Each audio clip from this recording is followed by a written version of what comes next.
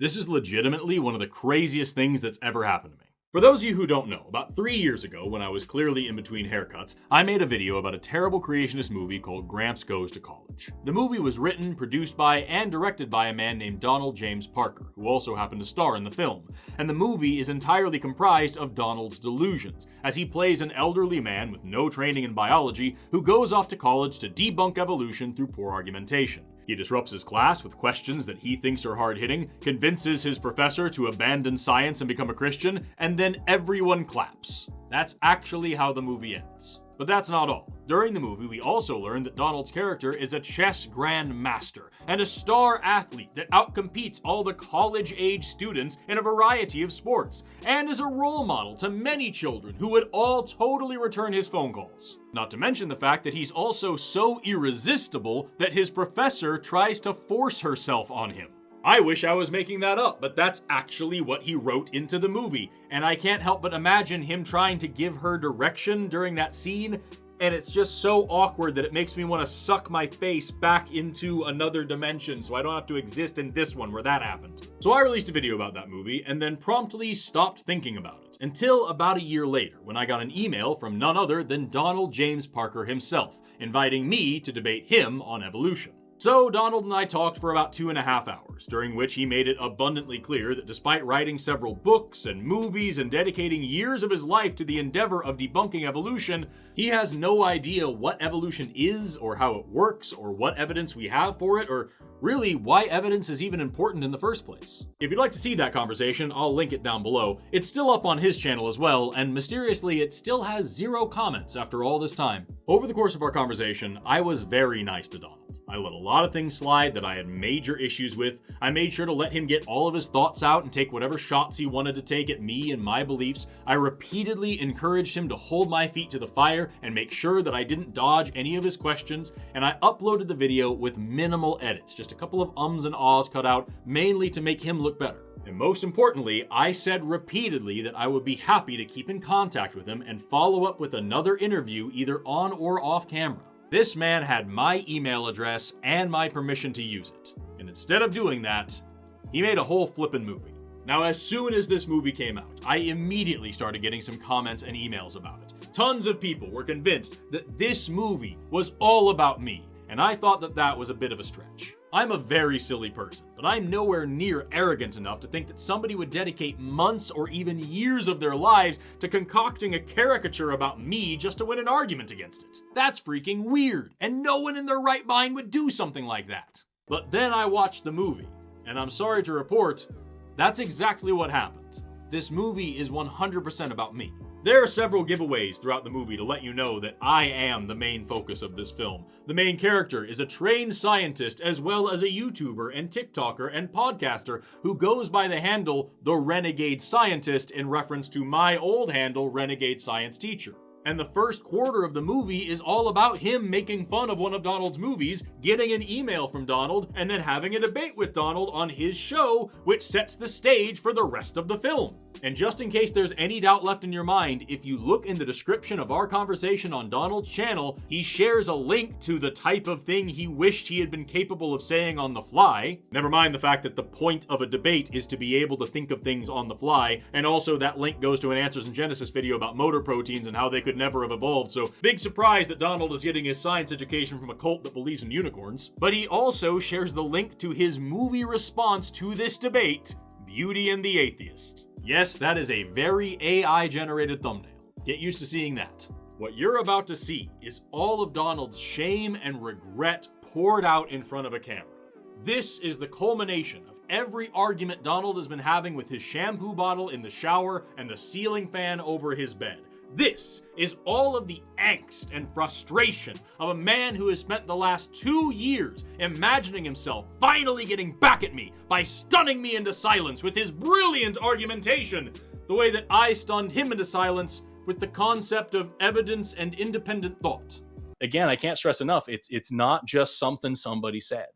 It's something that we actually have tremendous amounts of evidence for, and even the stuff that sounds fantastic has concrete, solid evidence, otherwise we wouldn't accept it.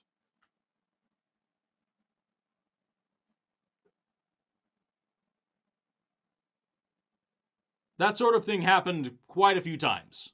So today, we're gonna watch this absolute train wreck of a movie, and I'm warning you right now, buckle in, because whatever you think this movie is about to be, I guarantee you, it's worse. It is time for Reacteria.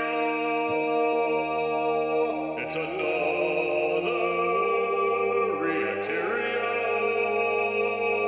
Holy crap, it's finally happening.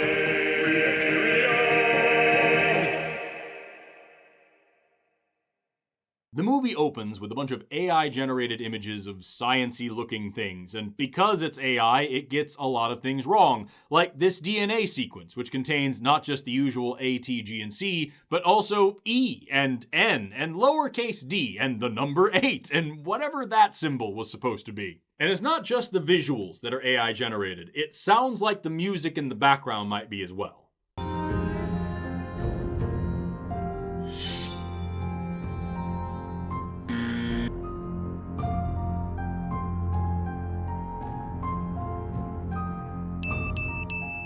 Why the buzzer? Why the bell? Believe it or not, there actually is an answer, but we won't know it until the very last second of this movie, so stay tuned. Also, Donald forgot to make sure that the whole title appeared and disappeared at the same time, so there's at least a couple of frames where it just says Beauty Atheist or and the. Look, I've made plenty of embarrassing editing mistakes over the course of my YouTube career. Stuff happens, but this is a movie that Donald has had 2 years to work on and didn't need to, and we're still just 20 seconds in. The movie actually begins on the set of a podcast, where the main character, Trey, immediately obliterates any semblance of subtext by thanking his sponsors for helping him to spread the gospel of atheism. I just want to give a big shout out to our sponsor. Remember, when you spend money on their products, you help spread the gospel of atheism. Get it? Because we internet atheists make money off of being atheists on the internet. So it behooves us to be atheists while we're on the internet, because as internet atheists, that's how we make a living. This is going to come up a lot throughout the movie, but it's just such a weird issue that so many creationists and other religious apologists bring up, as if earning money at your job delegitimizes your career and means that you can't possibly be sincere about what you're saying. Because, people who talk about religion, they never get paid for it. I had enough money to buy a beautiful Cessna Citation jet, cash. And since there's so much jealousy in this room tonight that I can feel over this, a few weeks later, I bought another one worth 3 times what that one was, cash. Act happy over my blessing, folks. Then, Trey's co-host, Benji, his name is Benji, Donald named this character Benji, he had all the names in the world to choose from, and he went with a stray dog from the 70s. Anyway, Benji starts the podcast by reading some hate comments. And now is that fun time in our show when my trusty sidekick Benji joins me and peruses some of our comments. What you got, bro? Trey, typically we like to hear from our supporters, but I figured today's a special day. Let's hear a rant from somebody trying to preach at us. Sure. What do you offer the world? You make disgusting jokes about Christians and then yuck it up like you've said something brilliantly amusing. That's true. I do it all the time. Well, it's all fun and games for you until someone gets hurt. That's my favorite part. And that'll be you at the throne of judgment, where the God who holds all heathen in derision shall have the last laugh. So threats. What a cool way to spread your gospel of love. Also, why is your audio quality so terrible if you're speaking directly into podcast mics? Oh, I'm shaking in my boots, Benji. Me as well. A Christian clown. Would you like to hear another? Sure. That wasn't my jump cut. That's how Donald edited that. He cut right into the middle of that dude's sentence and figured it was just good enough. He's been working on this for 2 years. Robert Jastrow wrote, "At this moment, it seems as though science will never be able to raise the curtain on the mystery of creation. For the scientist who's lived by his faith in the power of reason, the story ends like a bad dream. He's scaled the mountains of ignorance and he's about to conquer the highest peak, and as he pulls himself over that final rock, he's greeted by a band of theologians who've been sitting there, get this, for centuries." Oh, I'm getting sick to my stomach, Benji. Oh, I hear you. Well, that's just a lazy Philbro talking point that doesn't actually mean anything. When was the last time a theologian theologied their way into curing a disease or discovering a new element? I'm not saying that religious people can't make discoveries. I'm just saying that when they do it with science. So here's what I'm thinking. Let's switch gears, because I'm tired of that. Let's hear from one of the good guys. Let's do it. I'm just so glad my mind is not enslaved, with an I, by religion. Makes me feel bad for Christians, but I know that I've helped a few escape their bondage. Naturally, the atheist is the only one who doesn't know how to spell, but whatever. Enslave? Yeah, I think his English needs a little work. I would agree with you. See, but I'm proud of the guy, because ultimately we've been able to help multiple people find freedom in atheism and deconstruct their Christian faith. And here's what I'm thinking, with everyone's support out there, we can help a lot more. You bet. I like this line because I can't tell if it's a rare moment where Donald actually honestly depicts the sort of thing that I might say. My work has helped people free themselves from religion and deconstruct from their Christian beliefs. I get a ton of messages and meet people at conventions and live shows and whatnot who tell me as much. It's one of the greatest honors of my life to be able to hear their stories and to be a part of them. Or if Donald was actually trying to be as dishonest as he is in the rest of this movie, and by writing the most heinous and inflammatory thing he could think of, he landed on one of the more benign things about me. Either way, what makes this line so much funnier is that just a couple of days before filming this, I did a fundraiser for a nonprofit organization called Recovering from Religion, which helps people deconstruct from their religion and overcome their religious trauma. And we raised over $115,000, which is probably about 115 times more than the entire budget for this film. The podcast then ends, a frame disappears, and we cut to the Common Grounds coffee shop, a business which I think we can all assume only agreed to let Donald film there if he blasted their sign full screen within the first 5 minutes of the movie. Inside the coffee shop, Trey and Benji notice a young woman walking in. And by notice, I mean that Trey nearly breaks his freaking neck staring at this poor girl. Ooh, wow, what a babe. You better put your tongue back in your mouth before you step on it. Thank you, Benji. It's just not bad. And immediately back to gross. Not bad. It's time for you to see your optometrist. She is drop dead gorgeous. A real beauty. I wish that I could drop dead rather than having to listen to these two talk about a woman in a way that a 70-something-year-old man thinks is appropriate. Yeah, not that it matters. She's way out of your league. For Pete's sake, you wear the same shirt every day, Trey. Hey, watch your tongue. That is also true. Trey wears the same shirt every single day throughout the entire movie. And I can't help but assume that it's just because Donald didn't want to spend money on 2 atheist shirts. I'm just saying, get real, right? We're nerds, eggheads. Girls like that, they end up with the cool guys like movie stars and jocks and doctors. Not biologists, chemists, and certainly not physicists. Okay, speak for yourself, because I'm not just a scientist. I'm a YouTube celebrity. Right, no, I forgot. A legend in your own mind. So then why don't you go ask her out then, legend? Oh, no. I don't have time. No, that's what I figured. Who talks like that? Who acts like that? What is any of this? And then Trey gets an email notification and acts his way into the next part of the plot. What? What's so funny? You remember that video I did making fun of that creationist movie where the old guy goes to college campuses and crusades against evolution? Oh, you know my Gramps. That's classic. Gramps wants to debate me. Are you serious? Yeah. What a trip. I mean, you got, 400,000 views on that video already. So say you debate him, you'd get, at least that many, which means ka-ching, Trey. Probably so. So here we go again with this idea that making money at your job is a mark against your character. Donald, if you didn't want me to make a video and get views and get paid, why did you reach out to me asking to make content together? Why did you post the video to your own channel? And why do you make any of these movies if views and money are such a bad thing? Or are you perhaps just pretending not to understand that someone can really believe in what they're doing and that making money is a nice bonus but not the whole point? Plus, it'd be fun whittling him down to size, though not much of a challenge. I mean, he's not a major creationist like a Stephen Meyer or Ken Ham. I make videos about Stephen Meyer and Ken Ham all the time. But you can still crush him, humiliate him, make it like the Christians versus the gladiators in the Colosseum. I was so nice to you, Donald. I still have all the emails and the unreleased footage showing me giving you every possible ounce of control over the conversation and how it was presented, including letting you review the video and approve it before I released it on my own channel. In exactly what way did I crush and humiliate you like a gladiator in a Colosseum? You could have backed out at any time with no consequences. So that's Rome, not LA. Duh, everybody knows that. They just chill out a little bit. He's just fighting for what he believes in. If he respects me, I'll respect him. Right. No, and say he doesn't. I'll get out my whittling now. Yeah.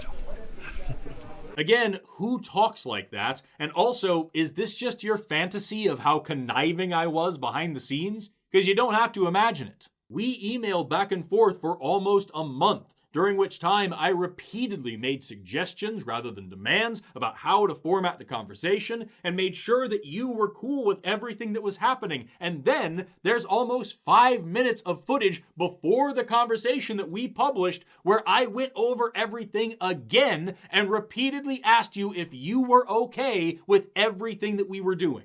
She's going to hit record, but that's by no means this is like the final, we're doing all this offline so we can edit whatever we want. How are you?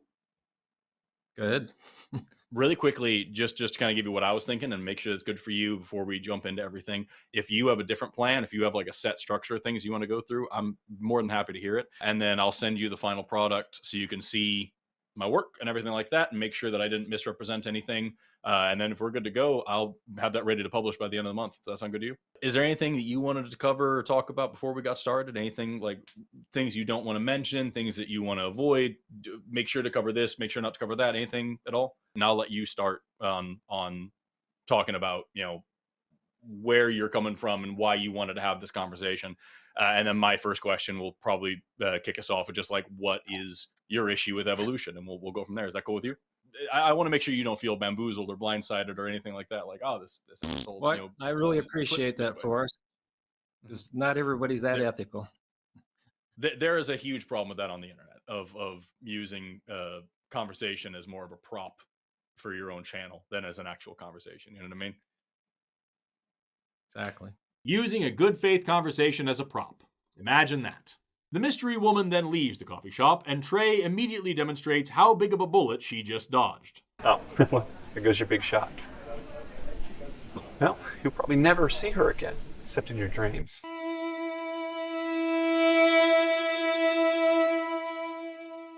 Freaking serial killer vibes, dude. We then cut to Donald, who's staring at the ground waiting for the Lord to take him, when he's suddenly startled by an email from Trey. Challenge accepted. Donald then calls Trey, and we get this human interaction. It's your time. Start talking. Trey? Yeah, who's this? Douglas Connors. Oh, Gramps. The man, the myth, the legend. So, I heard you want to have a little debate about evolution, huh? Well, I'm not so sure I want to have a debate. It just seems to be something I need to do. It's at this point that Donald shifts his focus from character assassination to the production of weapons-grade copium. We'll be bouncing back and forth between those two themes for the rest of the movie, but right now we're starting off strong with the assertion that Donald didn't even want to debate me, he just felt that he had to. You didn't, Donald. You didn't need to do any of this. Well, now, do you have some sort of formal training in science that I'm not aware of? Not really. I just read a lot of stuff. For example, I just read a book called Evolution's Echoes, which recommended I read another book called Evolution Impossible. I highly suggest you check out those books. Donald, your last email to me was right after our debate to ask about a word that I used that you didn't understand, and the word was alleles. Maybe, instead of reading books about pseudoscience, you should put that effort into reading any regular introductory biology textbook, because you clearly aren't understanding what you're reading about. You're just letting people tell you what to think. And to be clear, there's nothing wrong with just not knowing anything about biology, but to put it in a language that Donald might understand, the only thing more sad and cringe-inducing than me putting out multiple books and movies and a debate about how computers don't work would be if I later revealed that I don't know what RAM or a hard drive is. Yeah, I'll pass. So I guess this would be a situation where I'm dueling with an unarmed man? My communications with you were extremely polite, Donald. I have never and would have never spoken to you that way. If this is your video response to our debate, why did you feel the need to represent me so poorly? Maybe. Goliath probably had similar thoughts. Goliath? So you think that you're David gonna save your people from the big, bad, loudmouth atheist giant? Trey, I don't think a whole lot about myself, period. This is not about me. And that's the biggest lie in the whole movie. Donald, you've written yourself as the Gary Stu of so many stories, and now you're writing yet another movie just to win an argument that you asked for and had every opportunity to change, and the only way you're going to win it is by pretending that I'm as egotistical as you are. This and the rest of your career are very clearly about you, dude. Well, I'll tell you what, I'm not much into formal debate, so Why don't we just have a civil conversation between us, and you can ask me questions about evolution, and I'll educate you. Hello, Donald. Thanks so much for reaching out. I would be more than happy to have a discussion about evolution with you. I know my audience would love to see it, and I'm sure yours would as well. Do you have a preference on how we should go about this? Personally, I don't think there's any need for us to arrange a formal debate or some grandiose event. Instead, if you have the equipment for streaming, I can set up a vMix call so we can get good audio and video simultaneously and just have an informal conversation. At most, I might prepare a few questions to ensure things keep moving along. Whatever we decide, please let me know if you want the raw footage or if you'd rather just post the finished product after I edit it. Rest assured, my edits will be for viewing quality only, not to change or redact what either of us say. That's the email Donald just summarized by my character saying, "You can ask me questions and I'll educate you." I guess that'll work. I do have to warn you, though, God will be mentioned in this discussion. Well, I'm not crazy about that prospect. I would be fine with asking questions back and forth, whether that be the actual format of the talk or just something we keep in our back pockets to make sure we touch on all the points we want to. In any case, I think it's probably best if we agree on a preferred range of topics to make sure we don't stray too far off track. Off the top of my head, I think a good breadth of topics would include evolution, evidence for and against, creation, evidence for and against, science and the scientific method, the way our differing beliefs cause us to see the world, Christianity, atheism, and higher education. But that list is certainly not exhaustive, just a suggested guideline to make sure we're not publishing a 3-hour video. Also, if there's anything you don't want to discuss on camera, just let me know and I'll be sure to make a note of it. That's the email Donald just summarized by him demanding to talk about God and my character saying he's not crazy about that prospect. Well, if you're afraid. No, Douglas. I am not afraid. You bring it on.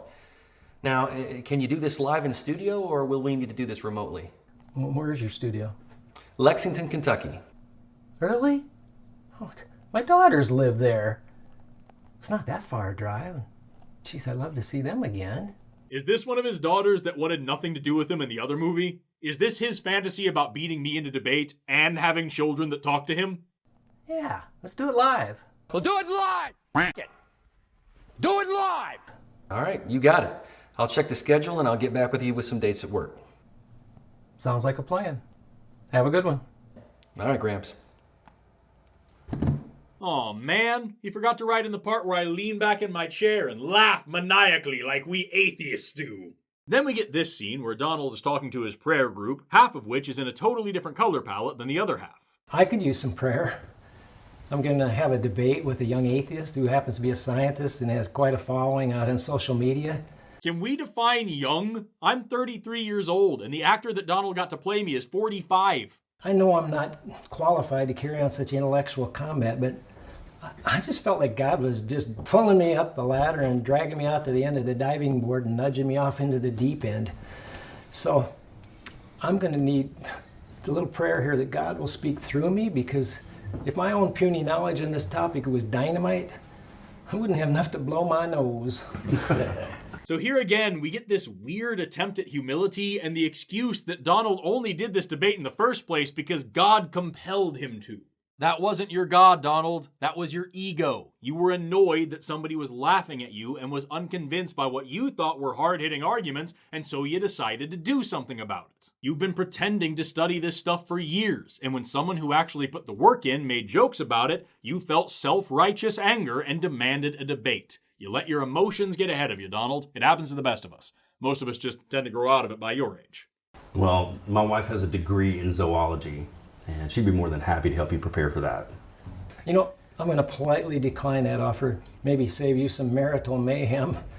You know, Scripture tells us that when we get called before the judges, not to think in advance what we're going to say, but let the Spirit lead and speak through us. Scripture also says that women shouldn't be allowed to teach, which, considering Donald's long history of sexism, I suspect is the real reason he said no here. He has no problem letting a woman teach me in the movie, but a woman teaching him? Absolutely not. I just feel that there's not enough evidence or sufficient logical arguments to sway a militaristic atheist, and especially one who's built his life without God upon the foundations of evolution. Then why did you reach out to me for debate, Donald? Only the Holy Spirit can penetrate their defenses and reach their heart and their mind. Dude, if you're the one that the Holy Spirit sent, the Holy Spirit needs to hire a new HR director. You didn't even know the definition of the thing that we were debating. But what about his audience? I mean, couldn't there perhaps be some among them that are not quite so hardcore, some that maybe keep a partially open mind that maybe you could reach with one of your compelling arguments? Okay, first of all, compelling arguments is very funny, but more importantly, you could believe that that is why Donald chose to come on my channel. I host live call-in shows every week where I argue against Christianity and such, and I know that I'm almost certainly never going to get through to the person on the phone. It has happened, but it's very rare. The main focus of those shows is the people in the audience who are tuning in to maybe have their minds changed. The thing is, though, I don't feel the need to recreate those phone calls with caricatures of the Christians that call in so that I can win the argument against them in post. Donald didn't come onto my channel hoping to change some minds in my audience. He came on because he really believed that he was one of the characters that he writes about. He thought that he could smash evolution and destroy me with barely any effort. And then when he realized he was actually in reality, he retreated back to his fantasy world where he could conjure up yet another straw man of a scientist and claim yet another empty victory in front of his audience. Maybe so, John. Maybe so, but with so little time to prepare in my advanced age, I just can't see how cramming for that test is going to pay any real dividends. If only you had a friend whose wife was a zoologist so that she could teach you at least what evolution is, Donald. Imagine all of the souls you could have saved if you had planned for our debate using your brain instead of your ego. I think I need to just throw myself on God's mercy and let him do his thing. And how'd that work out for you, Donald? Did your God fill you with the power of a high school education? Or did you do so poorly that you had to make a whole movie just to smear your opponent 2 years later? We then cut to a busy coffee shop, where the woman from before is looking for a place to sit, and unfortunately passes by Trey, who offers for her to join him. The music in this scene is so loud, and then it just cuts away instantly as soon as Trey starts speaking. Excuse me, if you're looking for a table, you can share mine with me. Again, I didn't edit that. That's how professional filmmaker Donald James Parker wanted it to be, and so that's the way that it is. Oh, that's kind of you. Thanks. Don't do it, girl! Hey, whose camera is that? I can't tell you how good it feels to get off my feet. Why not? Is it a secret? Are you one of those guys I'm gonna have to watch my phraseology with? He's one of those guys you're gonna have to watch your drink with. Get out of there, lady. But I do keep people on their toes. Oh, and here I was trying to get off mine. The issue is a hard hospital floor. Oh, you're a nurse. Physician. Really? They let people practice medicine at such a young age? Is your vision that bad, or are you a compliment mill? I'm pretty sure nobody's ever accused me of being that. I'm Trey, by the way. Trey, by the way, your first name rhymes with your last. Oh, sense of humor. I like it. Beauty, brains, and banter all in one package.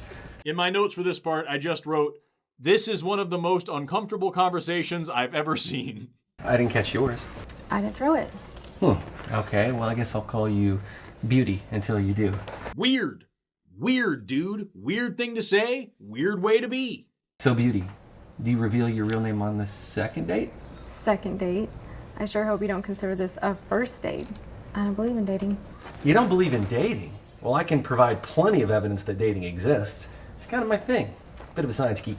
Clearly not what she meant, Trey. Ma'am, please run. I'm not sure what science has to do with social dating, but I don't need proof. I know it exists, I just don't join in the practice. Dating is a fairy tale world. A handsome young man asks out a girl whose appearance makes his heart go thumpity thump. He probably has no clue what she's really like as a real person. They go on a date, maybe dinner and a movie. They spend most of the time in the restaurant chewing their food and a few hours in the theater. And they could spend 4 hours together and not know much more about each other than before the night started. This woman's views on dating sound insane until you remember that her lines were written by a man who thought that this dress was too revealing. Wait, what are you doing? I'm hot. Do you want me to look at you while we're talking? Well, of course. Then you have to cover up your charms. Seriously, I don't know what dramatic teenage message board Donald got these lines from, but I hope he was careful while writing so he didn't cut himself on all these edges. So they go on a second date to fix that? And do it all over again. I mean, no matter what they do, it's always something pleasant, and they're always on their best behavior. Their hormones are percolating, so they think they're in love and jump into marriage with great expectations and little wisdom. After the rice has been swept up, they suddenly realize that everything that bugs them is suddenly brought to light. I know we just met 2 literal seconds ago, but let me tell you why love is a farce.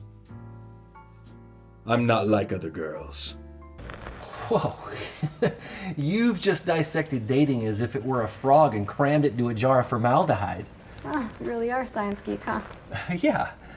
Well, okay, so you're a doctor. That means we have a mutual interest in science. I think that's cool. You know, you can tell a lot about a person by what kind of coffee they drink. What sort of a exotic mixture you got in that cup? Green tea. I don't like coffee. I also don't like coffee, and now I feel like I'm being unnecessarily contrarian about it. Oh, well, I'm batting about 0 right now. Oh, sports analogy. Science guy can diversify. Thank you for noticing. Please make it stop. Well, better get back to the hospital. Duty calls.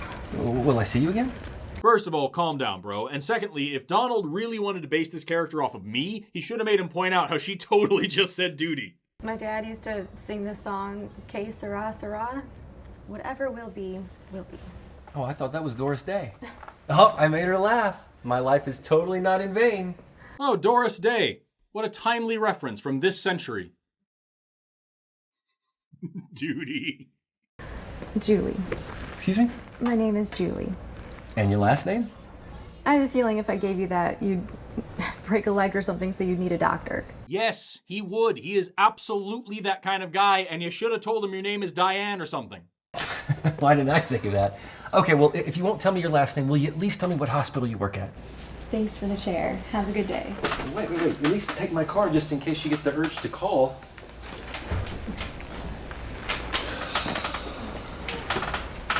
Why do you need to know where she works? And who gives out cards like that?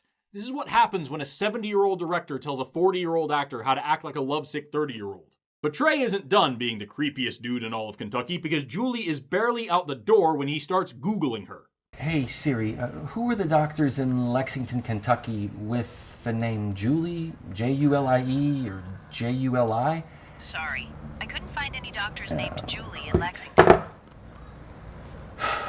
Leave the girl alone, you weirdo. And then we cut to a woman watering plants, shot by someone who is currently adjusting their grip on the camera. So I figured if you'd hide out in the garden and didn't answer the door, I'd go away. Dad! Oh, I can't believe you braved the traffic to come visit me. I know how much you hate the big cities. Not that Lexington is exactly huge. Well, it's too big for me. You know, you could come visit me sometime. Yeah, the phones and the roads work both ways, you know. In all seriousness, he should really visit her more often while he still has the chance, because the camera's about to turn around and reveal that she has severe jaundice. Yeah. So when's your debate? I swear to you, I did not edit that. Donald either completely blew it on color correction here, or his daughter is a Simpsons character. Okay, well, come on in. Let's get you settled. Well, let me get my stuff first. All right, you need help? Lori, I'm a guy. Enough said. Yeah.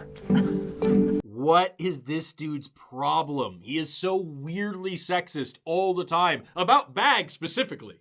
Let's go to your bedroom and get you unpacked here. I'll grab your bags. Okay, I have more stuff in the car. Oh, I'm sure you do. You're a woman. And that's the scene, by the way. We then cut to a black screen for a few frames, and then we smash into the studio where Donald is debating Trey. And of course, Trey is wearing that same awful shirt. And now that we're back in the studio, allow me to educate Trey on how you do an ad read. Brilliant, brilliant, brilliant, brilliant, brilliant, brilliant, brilliant, brilliant. Brilliant is a learning app that helps people learn about science and math. Programming, AI, and data analysis with interactive daily lesson plans, improve thinking and focus and comprehension. You're gonna build a stronger brain with this hands-on interactive learning system. Your mind will never be the same. Anyone can be a math or science whiz. Anyone can be smarter than they were. Anyone can learn what critical thinking is. Anyone can get more brillianter. Learn by doing, not just by watching. You're smarter than you think you are. With courses created by a team of experts, your learning journey will go far. I really like the logic course, but you can try whichever one looks fun. With so many topics and daily lessons, there's a brilliant course for everyone. To try everything Brilliant has to offer absolutely free for a full 30 days, just head over to brilliant.org/Forrest Valkai, click the link in the description, or scan the QR code on the screen. You also get 20% off annual subscription to Brilliant Premium. And that's it. That's the whole song. And that's to go try Brilliant, because it's really, really cool. Okay, back to the video now. Bye. Welcome to another episode of Chilling with the Renegade Scientist. My guest today is Douglas Connors. He is a writer and maker of Christian movies. Welcome, Douglas. Thank you, Trey. So Douglas wanted to have a conversation about evolution, and obviously he has some difficulty embracing the truth. So Douglas, let's just first off and tell me why you are anti-science. Hold on. I'm not anti-science. You are absolutely anti-science, Donald. During our conversation, you went on a whole tirade about how stupid flat earthers are, while you believe in equally silly things for the exact same reasons that they do. I am anti-pseudoscience and definitely anti-political science. I'm willing to bet real money that you don't know what either of those words mean. Which involves a study where the results are intentionally skewed based on who paid for the research. And I just won that bet. For example, a study on the dangers of butter paid for by the margarine industry, or vice versa.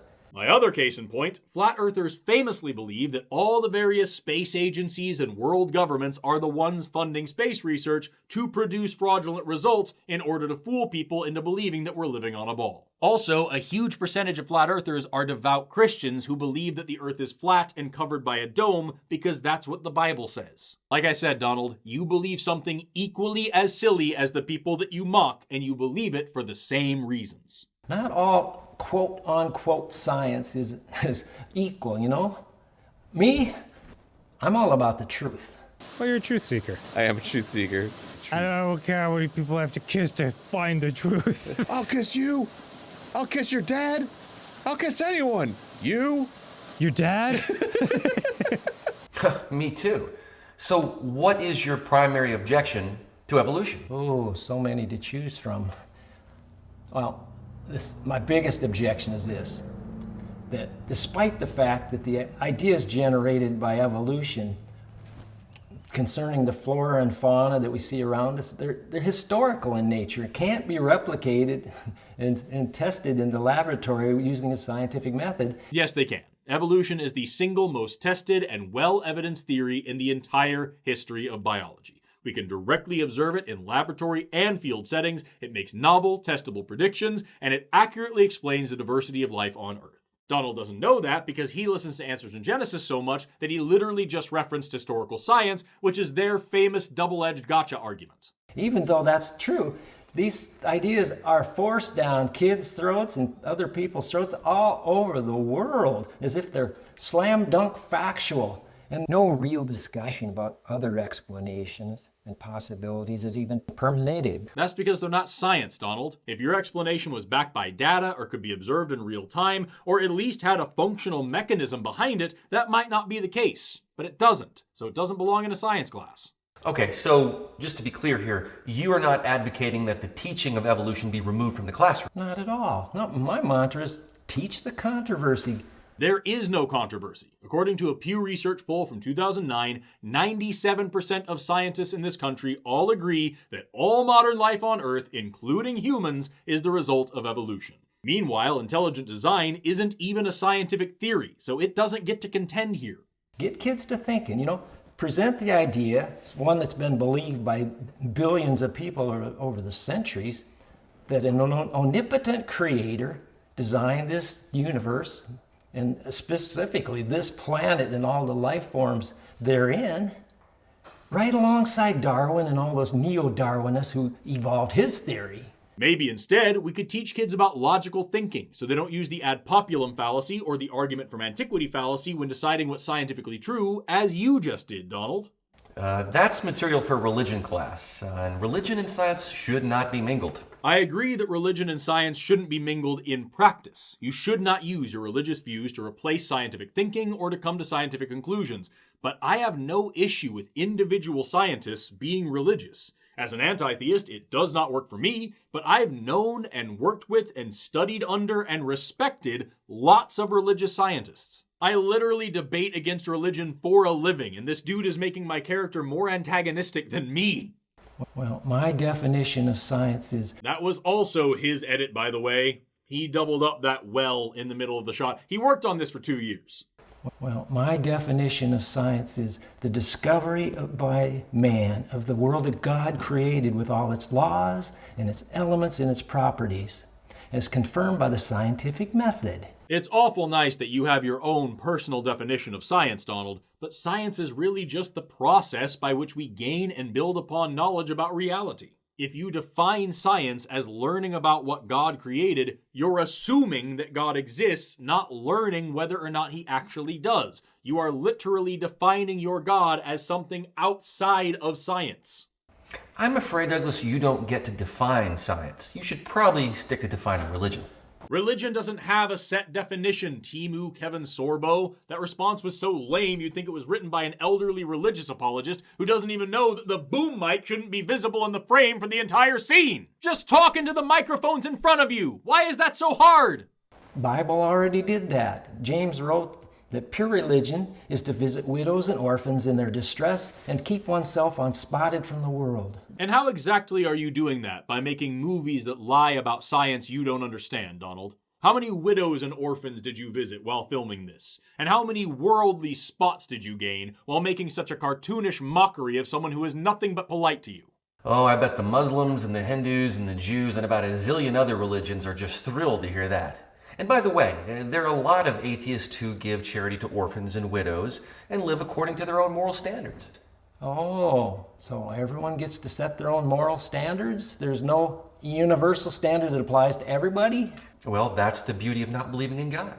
He can't force his values onto us. The best part of this and every other debate scene in this movie is that Donald doesn't understand the atheist mindset, so he has no idea what I would actually say in these scenarios, and so you get garbage retorts like that. If this were an actual conversation between Donald and myself, I would have asked about this universal moral standard, discussed whether and why he considers his moral framework to be objective, and gone into detail about how my moral framework actually operates and the thought process behind it. But instead, Trey just said, the best part about being an atheist is that God can't force his morals on me, which reaffirms Donald's position that atheists just want to sin, even though I don't believe in sin, because sin is by definition going against the will of God, and I don't believe in any gods. This could have been an interesting conversation, Donald, if only you had taken me up on my offer to have it.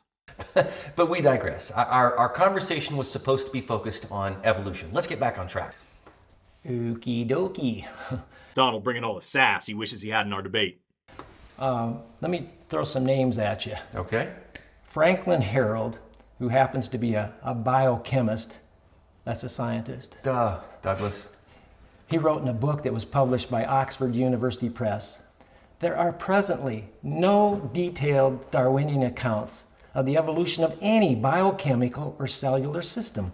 Only a variety of wishful speculations. Also published by Oxford University Press is my undergrad anthropology textbook, which contains all sorts of information on human evolution, as well as other things that Donald probably doesn't agree with, like how sex and gender are different things. More importantly, what Donald just quoted was only half of the sentence. The full quote is from Harold's book, The Way of the Cell, and it comes at the end of a discussion about how complex cellular machinery like flagella may have evolved. As always on this channel, when a creationist quotes a scientist as saying that evolution is wrong, we find the original quote and we read the next sentence. In this case, here's what we get. We should reject, as a matter of principle, the substitution of intelligent design for the dialogue of chance and necessity.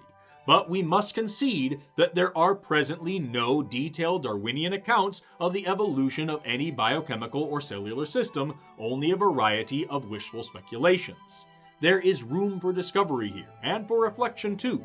Nowhere is the appeal of Gould's pluralistic evolution more keenly felt than in the study of cell evolution.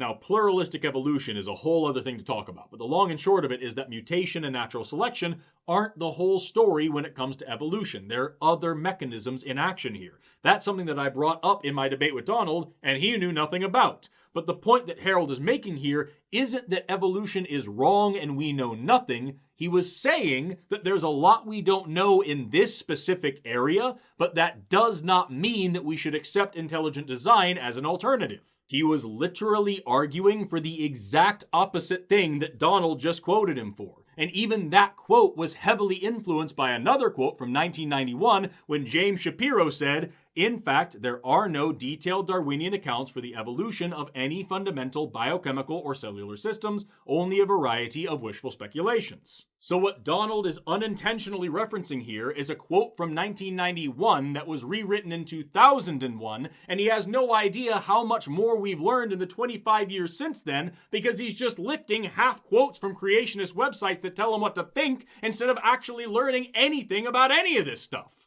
Well, that's one man's opinion. One scientist's opinion. Okay, one scientist's opinion, but there are a myriad of other scientists who will disagree with him. Super strong work there, dude. You really made the case for science. If Donald had been brave enough to actually ask me about this quote, I would have pointed out that he only cares that it's a scientist's opinion because it sounds like the scientist is agreeing with him. If he had pulled the first half of Harold's quote, where he said that we should reject the idea of intelligent design, he would not have considered it authoritative. Whereas Trey said that other scientists disagree with Franklin Harold, I would have pointed out that the vast majority of scientists disagree with Donald, and he dismisses them without ever having heard their evidence because he doesn't like where their evidence might lead, which is something that he said in our interview. Does it matter to you whether or not what you believe is true?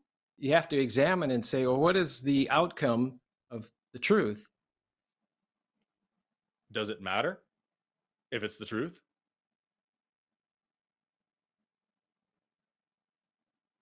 That right there is exactly what it means to be anti-science.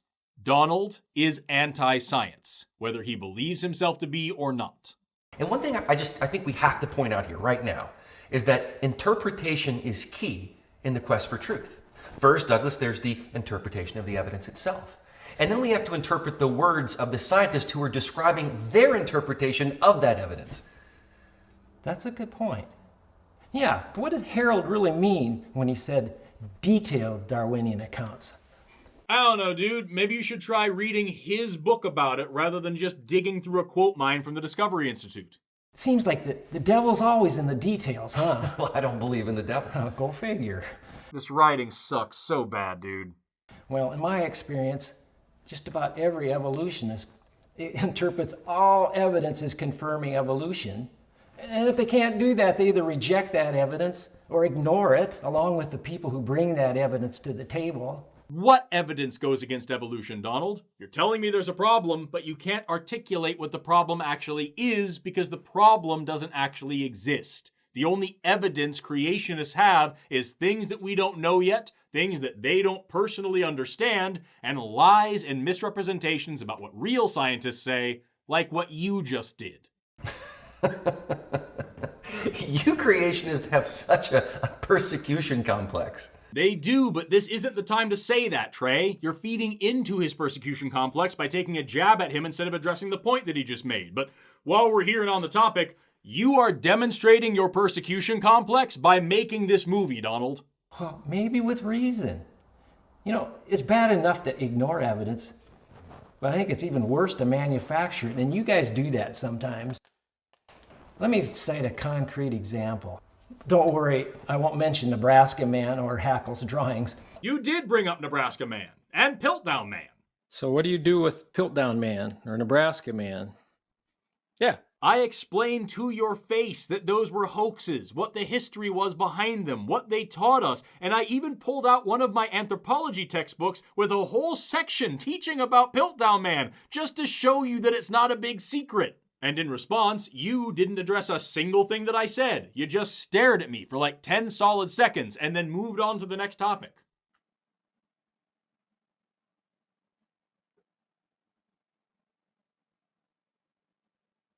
I feel like you have something else and I want to hear it. I just have difficulty understanding how you can apply the scientific method to macro evolution, but we haven't got there yet. Nebraska Man and Haeckel's drawings are two of the most tired, worn-out, dishonest creationist arguments out there. I've covered them a ton on this channel, and they have yet to be a challenge. The only reason that you are threatening to bring them up now in your movie is because your audience thinks that they're good arguments, and because you've never bothered to think about them for yourself, even when someone who knows what they are explained them directly to you at your request. Richard Dawkins likes to demonstrate how evolution works using a computer program analogy. So there's a computer program that's going to spell out a phrase, "Me thinks it is like a weasel." So let's see if I can explain this so even a scientist can understand it. So before we watch this next part, let's all get on the same page about what Donald is talking about here, so that when you actually watch this next clip, you can decide for yourself whether you think he understood the argument that Dawkins was making. The thought experiment here is called the Weasel Problem. It's from Dawkins' famous book, The Blind Watchmaker, and it's meant to show how mutation and natural selection aren't the same thing as pure random chance. The argument is made in direct response to that old saying about how a monkey banging on a typewriter for millions of years will eventually write Shakespeare. And specifically, the whole point of this argument is to show how that's a really bad analogy for how evolution works. Rather than trying to calculate the time that it would take to write all of Shakespeare, Dawkins settles on one single phrase from Hamlet, "Methinks it is like a weasel." Including spaces, that phrase is 28 characters long. So for the thought experiment to progress, we assume that the monkey is only going to punch 28 keys at a time, and that the only keys on the keyboard are the 26 letters of the alphabet and the spacebar. This means that there is a 1 in 27 chance that the first character that the monkey types is the letter M, and the probability that the first two letters are ME is 1 over 27 squared. And the probability of the first three letters being MET is 1 over 27 cubed, and so on and so on and so on. So by the time you get to the end, the probability of random chance, aka a monkey, producing the phrase, "Methinks it is like a weasel," comes to 1 over 27 to the 28th power, or 0.000000000000000000000000008%. Or to put it another way, about 1 in 10,000 million. Small chance. If, however, we start with a random string of 28 characters and then duplicate it, each duplication having the chance of bearing a random error or mutation, and then select from each generation one random change that gets us ever so slightly closer to "Methinks it is like a weasel," then after one generation we get this, and then after 10 generations we get this, and then after 20 generations we get this, and after 30 generations we get this, and on the 43rd generation we get this. Dawkins actually wrote a computer simulation to run this experiment in the book. The first try took 43 generations, the second try took 64 generations, and the third try took 41 generations, all of which, you'll notice, are quite a bit fewer than 10,000 million. So the whole point of this entire thought experiment is just to show that cumulative selection, in which each improvement, no matter how small, is used as the template for the next generation, is vastly superior to single-step selection, where each new generation starts completely from scratch. It is not an argument about where the letters come from in the first place, or who built the typewriter, or how evolution works as a whole. It is just demonstrating that mutation and natural selection together is not a random process akin to a monkey strumming on a typewriter. So, now that you understand all that, let's have Donald explain the Weasel Problem, and you tell me if you think he gets it. By the way, this part of the video is almost 2 minutes long, and the risk of a copyright claim goes up significantly if you use over 30 consecutive seconds of somebody else's content. So I'm going to occasionally break up this terrible argument with our old friend, Jeffrey the Penguin, who's more honest than Calvin Smith. But don't worry, I'm not cutting anything out. Let's start with the letter A. So we got a one-celled organism, an A. Okay. Well, the computer is going to generate a new letter, and it's going to compare that against and see if it gets a capital M, because it's looking for a capital M. And it gets an O. It says, no, throw it away. It goes again. It randomly generates another mutation. It's a P, throw it away. And then it comes up with a capital M finally, and it mutates that A into an M. So now we got an M. But it keeps on generating mutations.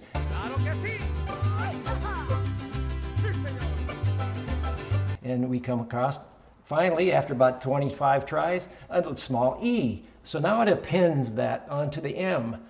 Now we got a two-celled organism. It spells M-E. And it continues that whole process until it spells out, me thinks it is like a weasel. And then the program just stops. And your point? My point?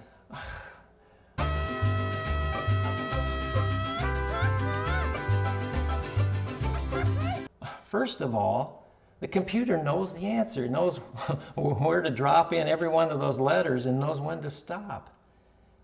Natural selection doesn't have any intelligence to make such a decision. You know, it doesn't know what the goal is. In fact, it doesn't understand goals. It doesn't have any understanding. It doesn't have any intelligence. It don't know squat. You know, it doesn't have any brakes either and can't start mutations and much less stop them. So in real life, if you've got to have mutations happening, there's nothing to stop them. We could have ended up with a sentence, methinks Richard Dawkins is a weasel. So to recap, the way that Donald understands this analogy is that the sequence goes one letter at a time, which is exactly the opposite of how the thought experiment is supposed to work, that it has to go from the first letter to the last one, which doesn't fit the parameters of the thought experiment at all, that there's no explanation for a defined stopping point, which also violates the initial parameters of the thought experiment, that each letter is a cell, which who knows where he got that from, and he thinks the analogy is supposed to be demonstrating where complexity comes from, instead of just that non-random selection of random mutation produces faster results than random chance alone. Or in other words, he doesn't understand it, because he never read it. He just heard some other lying creationist talk about it, and now he thinks that he knows more about biology than the person who wrote the analogy in the first place. You know, this whole analogy is a logical hot mess. Your understanding of the analogy is a hot mess, Donald. You have no idea what you're talking about. But when Richard Dawkins trots out his little dog and pony show, people like you stand up and cheer. Donald, if you had put the slightest effort into learning about me before slandering me, you would have seen just how often and how fervently I criticize Richard Dawkins. We're not friends. And if someone like me says, you know, the emperor doesn't have any clothes on, we get laughed out of Dodge City like we're some kind of idiots. You're not being laughed at like you're an idiot because you criticized Richard Dawkins, Donald. You're being laughed at like you're an idiot because you used a metaphor that you don't understand to try to debunk science that you can't define. Like an idiot. You know, I don't know enough about computers to doubt or even criticize Dawkins. Oh, how convenient. I criticize him all the time. He literally just fell in love with a chatbot and declared it conscious. But he's right about evolution. Well, I do. In fact, out of curiosity, I wrote a program to do exactly this. It took me 17 minutes, runs on my PC in less than a second. It took about 8,000 on average mutations to spell out the whole phrase. Donald, if you had read the argument before trying to criticize it, you would know that he says in the book that he wrote the program in BASIC and it took 30 minutes to run, and then he wrote it again in Pascal and it took 11 seconds to run, and that was in 1986. No one cares that you can do it faster today, dude. It would be weird if you couldn't. You don't know what you are arguing about. Let me drop another name here. Oh, glob. James Tour is a scientist who likes to debate other scientists using science only, even though he is a Christian. But his opponents always attack his scientific arguments by labeling him as a Christian and a creationist, as if that invalidates any evidence that he brings to the table. You have to examine and say, well, what is the outcome of the truth? James Tour doesn't bring any evidence to the table. He just writes the word clueless real big on a chalkboard and encourages his students not to study the science that he claims we don't know anything about, all while trying desperately to forget that the NASA Astrobiology Primer is freely available online. He's consistently wrong about a ton of things, including things he's been corrected on to his face. He runs the same 5-point script every chance that he gets, even though it's been debunked in front of him. And his entire argument is that we do not currently know how life got started, therefore we will never know, and it must have been magic. He goes out of his way not to mention God, and they always have to bring up the fact that he is religious. He talks about God all the time, dude. He literally preaches and prays in front of crowds. Not to mention the link at the top of his website to JesusAndScience.org, which is James's own evangelism group that has the word science in its name despite having no scientific or science communication goals. God took on flesh. Jesus took on flesh. Quit talking about flesh, bro. You're freaking me out. I don't dislike James Tour because he's religious. I dislike him because he's a member of the Discovery Institute, the pseudoscience organization that was literally founded with the stated purpose of destroying science and turning America into a theocracy, and he acts like it. Tour is an idiot. Thank you. So you've solved one of his challenges? You know, he said that if anybody solves one of them, he'll take down every one of his videos. And then people did, and the videos remain up. Funny how that works, huh? Douglas, he specializes in the origins of life. That does not involve evolution, which is my focus and involves the changes within life, not its inception. James Tour does not specialize in the origins of life. He just makes a living attacking people who do. As far as I know, he's only ever written one paper on the topic, along with a physicist and a computer scientist, so 3 people publishing well outside of their fields, and it was published in a journal with the stated purpose of looking for answers outside of evolution, and by the way, both of the editors-in-chief are outspoken creationists. So he took a break from working for the Pseudoscience Institute to publish a pseudoscience paper in a pseudoscience journal edited by people who believe in pseudoscience, and Donald thinks that makes him an expert in a field that Tour himself says is a scam. And that's also not the focus of our discussion today. I really hate to come across sounding like a dictator here, but I must insist that we keep our conversation steered towards that topic. You agreed beforehand to have the conversation be focused on evolution, Donald. So, okay, just so we're on the same page, what is your definition of evolution? Okay, my definition of evolution involves macroevolution. I have no problem with microevolution, which is changes and adaptations within a species. That's not what microevolution is.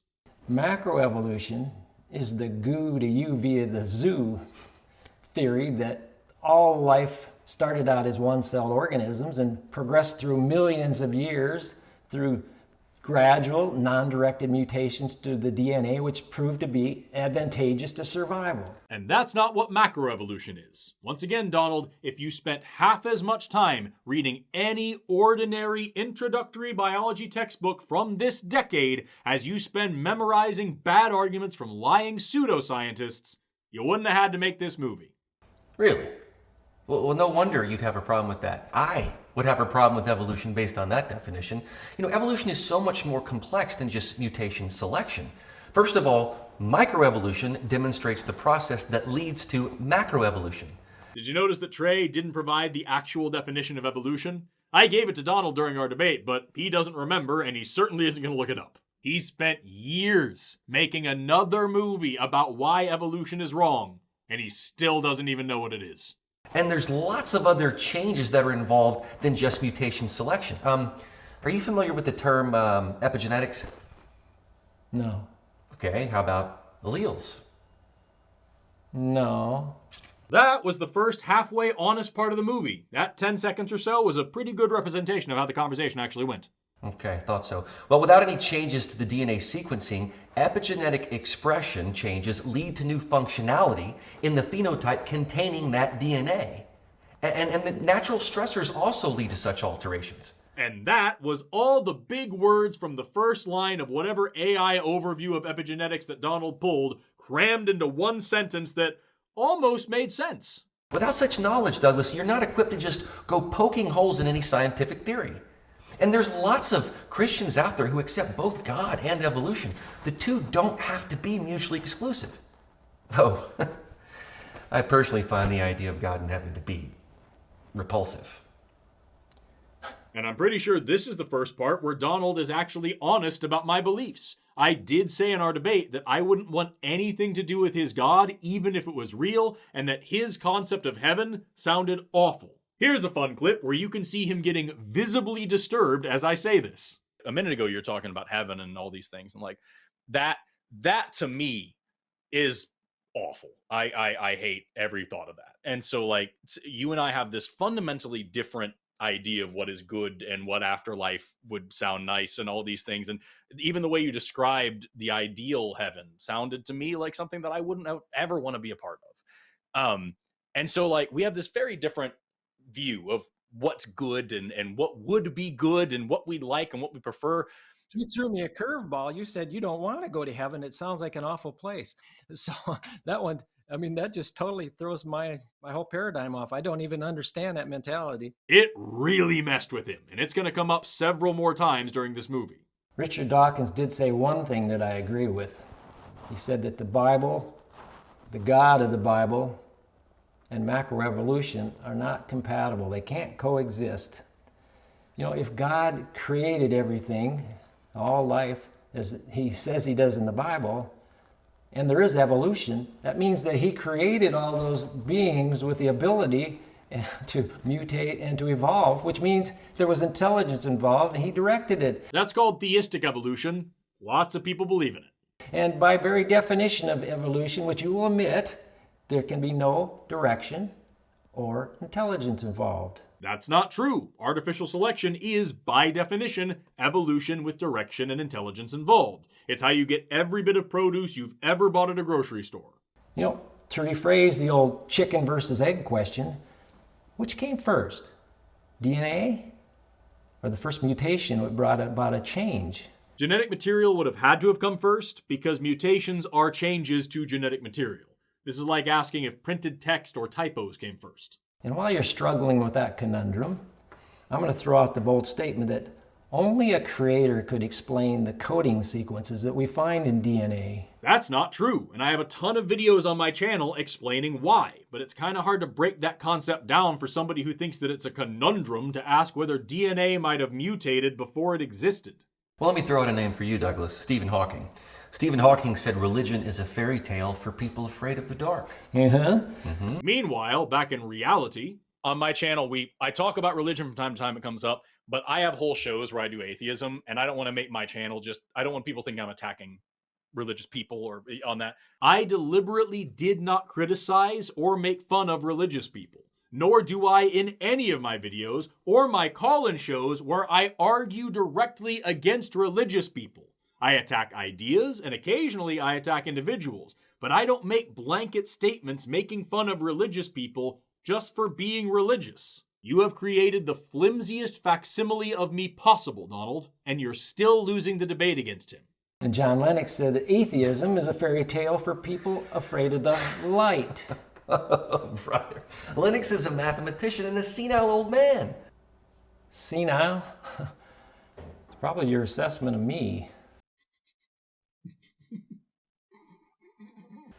You know, I really think that we cannot preclude common sense and logic when we're discussing science, which can't be proven in the lab with scientific method. Evolution can be and has been proven in the lab using the scientific method. To actually arrive at truth, we have to be able to follow evidence where it leads. The evidence leads unequivocally and univocally towards evolution, and you would know that if you knew what the evidence was or what evolution is. You know, if you omit design as a possibility of explaining the complexity and the diversity of life around us, I'm afraid that you've eliminated the possibility of obtaining truth. I haven't eliminated the possibility of design, I just don't see any evidence for design. I don't believe in design for the exact reason that you don't believe in the Tooth Fairy or the Easter Bunny or the Tooth Bunny. If you had evidence for them, you would believe in them. But you don't, so there's simply no reason to believe that they're real. Except for the Tooth Bunny.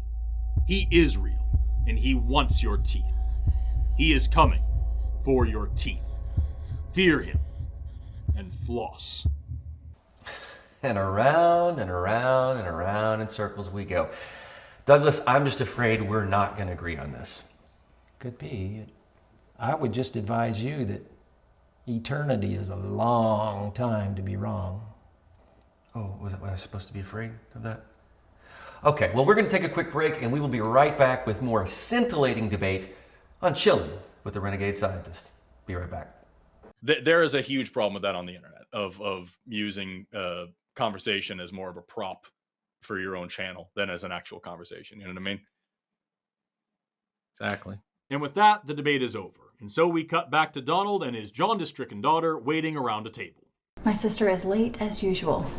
And when the sister arrives, the room noise cuts out, and then we get a stalk door sound, and then the room noise comes back, and then the first daughter gets up and runs to the kitchen, and her hair is just all over her microphone, and Donald didn't think it was necessary to cut any of that out. If she's not here soon, I'm dishing up the food, Dad. Ah! There she is.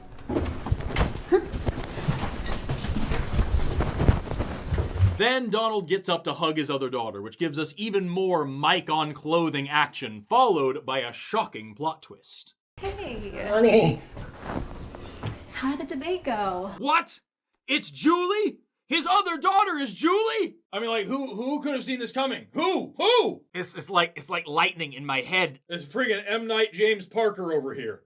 I think I bombed it. You absolutely bombed it, dude. Really? Why? Primarily because he didn't know anything about the topic that we were debating, including the definition of the topic, and he still doesn't. By the way, hi Julie, I'm Forrest. I don't want to date you. I'm married, and I was married when Donald met me. It's weird that this is the plot of the movie.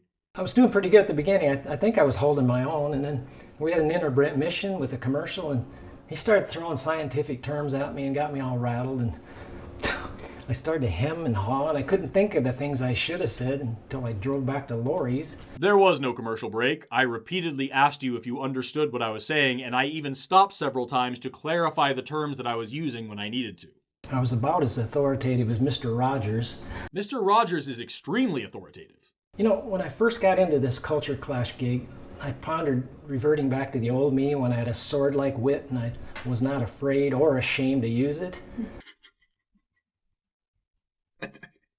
I mean, come on. Thank you so much, Donald, for sparing me your sword-like wit. You really shouldn't have, and I mean like you genuinely really should not have, because not only did it make our conversation less interesting, it also makes it really hard to believe you when you say that you could have done better, but you just chose to embarrass yourself on purpose. Are you okay? Yeah, I'm fine. I meant to do that. Yeah, everything's under control now. But that just didn't seem to be the way Jesus would want me to roll, so I just try to have respect for everybody, and even when I'm arguing with people like him. Oh, you mean respect like when you totally mischaracterize somebody by making them an arrogant, loveless creep in your movie about them that they didn't ask for? That's cool. I didn't realize that's how Jesus wanted you to roll.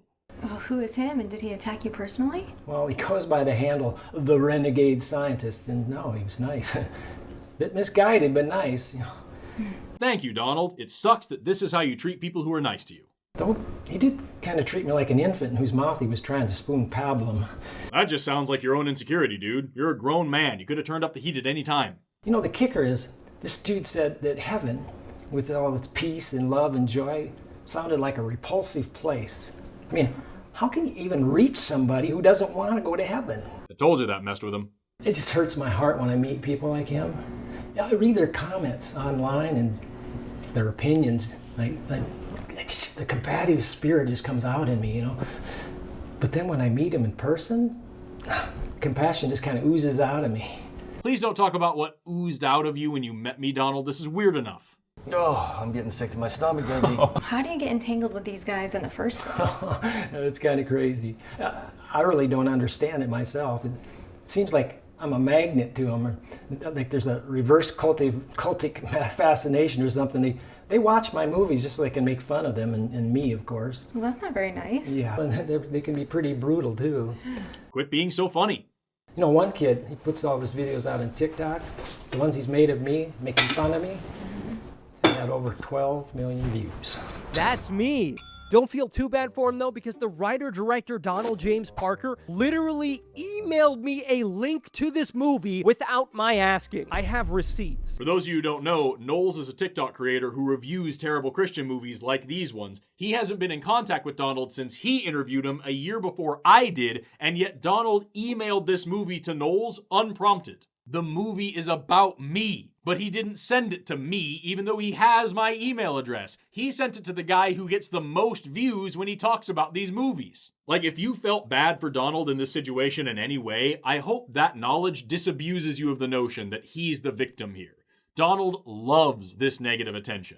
Us laughing at his movies gives those movies more views than he could have ever gotten otherwise. He wants the controversy. He wants to be instigative. He's making money and he's getting attention, so he doesn't care.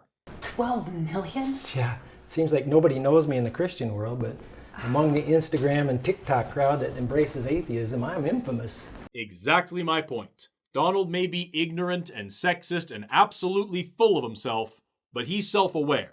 He is drumming up negative attention on purpose so that he can throw himself a pity party when he gets it. You creationists have such a persecution complex.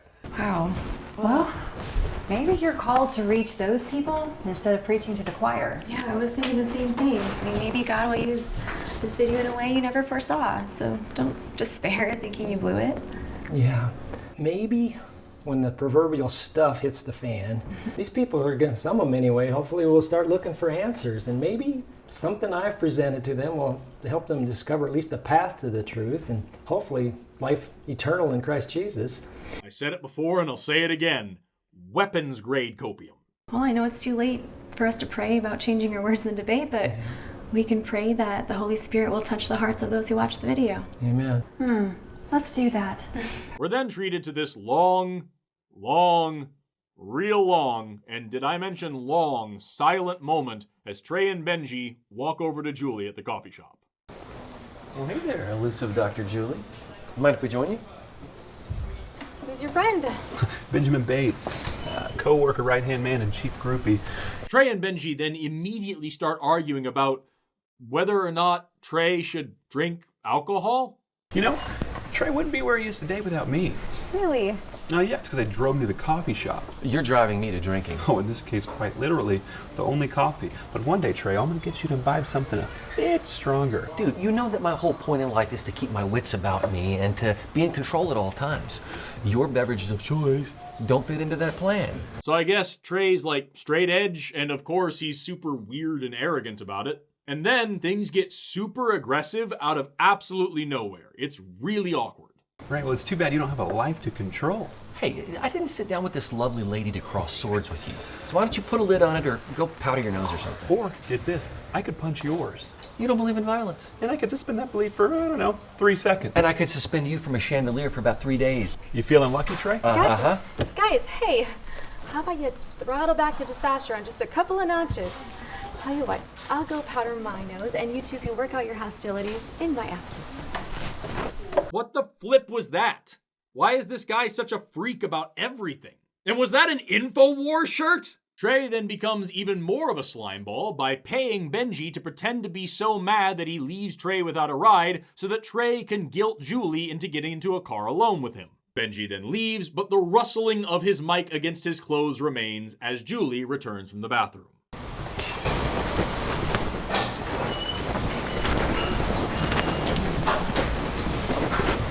Did you and Benjamin achieve world peace?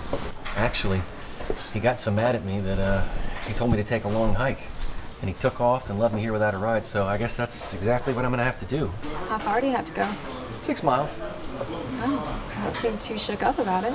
Not really, because you know, like, Uber exists. Well, it is what it is. I mean, why spoil a nice day and a pleasant conversation by getting bent out of shape? So, how you been? Busy, as usual. Are you going to reveal your last name today? After all, it is the second date. Girl, you better cover that drink. Your definition of a date and mine are worlds apart. Do you just have so many guys hitting on you that you can afford to ignore a guy like me who fell in love with you at first sight? He's so creepy. He's so arrogant and so creepy and so obnoxious and just buy another shirt, dude! I don't have any guys hitting on me because I don't go into places where that happens. Oh, so your goal in life is to be alone? No, I'm just waiting for the right one to come along. Someone with the same goals in life. Well, how do you know that that's not me? We haven't even discussed goals yet. I'm not feeling it. Take a hint, Trey. But I guess I could be wrong. Jeweli, no! Ooh, do I detect just a tiny little sliver of an opportunity to win you over? God, what episode does he die? Let me give you a clue as to how to enhance the opportunity. Just Just let it flow naturally. Don't try to force anything with flattery and fakery and flowers. I gotta go. If you want to ride, it's now or never. That would be awesome. Now, she left her cup on the table, but she took the dude with her. She left with the wrong trash.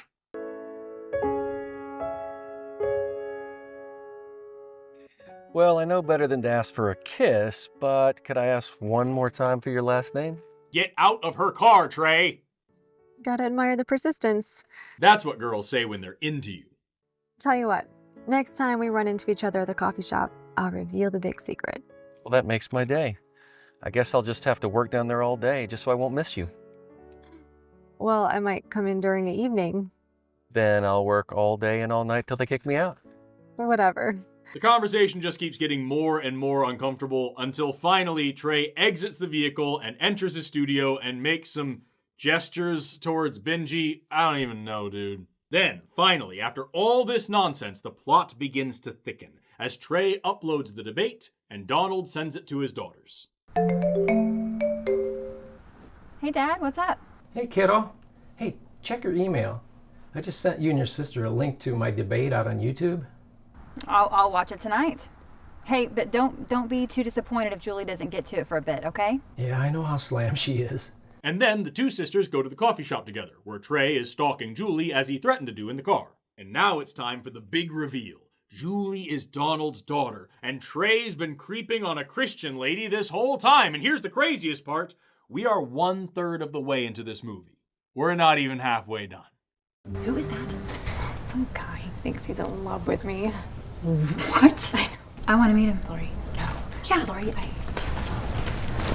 Hi, I'm Lori. Oh, hey, I'm, The renegade scientist. Oh, you've seen my videos. Just one. The one where you debated my father about evolution. Douglas is your dad? Wow. Uh-huh. Hers too. Julie's my sister. I'm sorry, excuse me, I just gotta get out from under the weight of all of this acting talent! Gee, Julie, you've been hobnobbing with the enemy. Hey now, they haven't hobnobbed at all. They haven't even kissed. Julie, did you get to watch the debate? I hadn't found the time. Oh, I guess I don't have to tell you my last name. Connors? Which means you must be Lori Connors. Nope. Lori Atwater. My husband is a Marine, by the way. Neat. Am I debating him next? Why are you telling me this? So can I assume that you girls share your dad's convictions about God and evolution? Absolutely. Does that mean that you're set on marrying a believer? Not just any believer. I want to marry someone whose whole life is dedicated to serving God. Not me and not himself. Okay, great. I'm glad that we found out we aren't compatible with each other before feelings or physical intimacy got involved. We really dodged a bullet there. I'm sorry if either you are upset about the situation with your dad. I can understand how, being his daughters, you might feel some sort of way about that, but just remember, please, that he kind of threw the first punch by making a movie about the field that I study and the field that holds the whole biomedical industry together, by the way, Julie. And also, he invited me to debate him, and he chose to come onto my channel. So at the end of the day, he's a grown-up. He did his own thing. He made his own choices. I just did my job, but that's neither here nor there. I won't keep the two of you. Have an awesome rest of your day. Please feel free to reach out to me if you have any questions, comments, or concerns. I'll see you later. But of course, he doesn't say any of that. Instead, he just starts trying to debate them like a jerk. You know, you Christians are supposed to be all about sharing your faith with others. Prove to me that God exists, and I'll believe. And then when Julie refuses to debate him, he doubles down on being unnecessarily antagonistic. So you're just gonna let my soul rot in hell? Ah, you said in your debate that you didn't believe in hell. No, that's not what he meant. He meant that from your perspective, you should want for him to... Never mind. Well, maybe you also picked up on the fact that I said, I want to have the truth. And would you really risk alienating your entire audience that's paying you rather handsomely, I might add, with their views and clicks by repudiating evolution? Donald, I'm a biologist and a TikToker who occasionally makes videos on YouTube. I don't know how much money you think I'm making here, but I promise you, it isn't a fraction of what I could pull in if I were to just come out with a story about how I used to be an atheist evolutionist with 2 million devoted followers online until I rejected Darwin and gave my life to Jesus. If I was evil, I could become a preacher and I would be a millionaire tomorrow. Just because you don't know how to make money with religious media doesn't mean it's hard. Whoa, whoa, whoa. I didn't say anything about deep-sixing my scientific convictions. This was about searching for God. Well, if you find God, I can guarantee that you'll have no use for Charles Darwin and Richard Dawkins. Christianity is the largest religion in the world, and Catholicism is the largest branch of Christianity, and Catholics believe in evolution. As always, it's not believing in God that's important. It's believing in Donald's preferred idea of God from his preferred interpretation of his preferred translation of his preferred version of his preferred holy book. That's a bold statement. So, are you up for the challenge of showing me God? I'll have to think and pray about it. If the Lord wants me to do it, I won't shirk my duty, as unpleasant as it may be. Oh gosh, no one's going to accuse you of being a sunshine pumping mill, throwing out compliments like candy at a parade. Think about it all you want. And if you would do me the courtesy of giving me a call with your decision, I'd be appreciative. What follows this sequence is an over 2-minute montage of Jeweli thinking and praying about it, set to the tune of the most AI-generated Christian song that was ever generated by AI.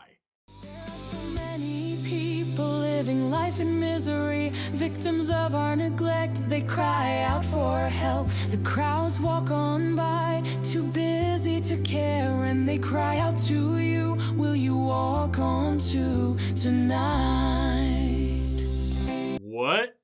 In this montage, we see Trey being pensive at a park, and Jeweli being pensive at a park, and Jeweli reading her Bible and praying, and Marge taking a phone call, and Donald taking a phone call, and Jeweli taking a phone call, and this AI-generated scene of Trey in bed, and this AI-generated scene of Trey in bed, and this AI-generated scene of Trey in bed. AI has been especially weird for me lately. I recently found this Zoroastrian music video featuring AI-generated me asking about Zarathustra, and now we get this nightmare. It's truly a terrible time to be alive.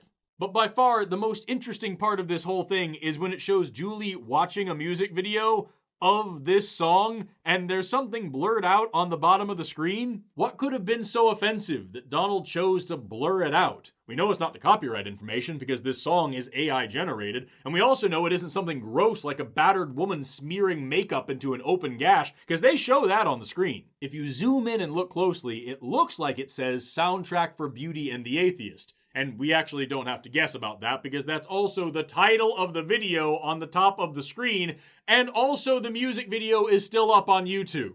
Why? Why blur it?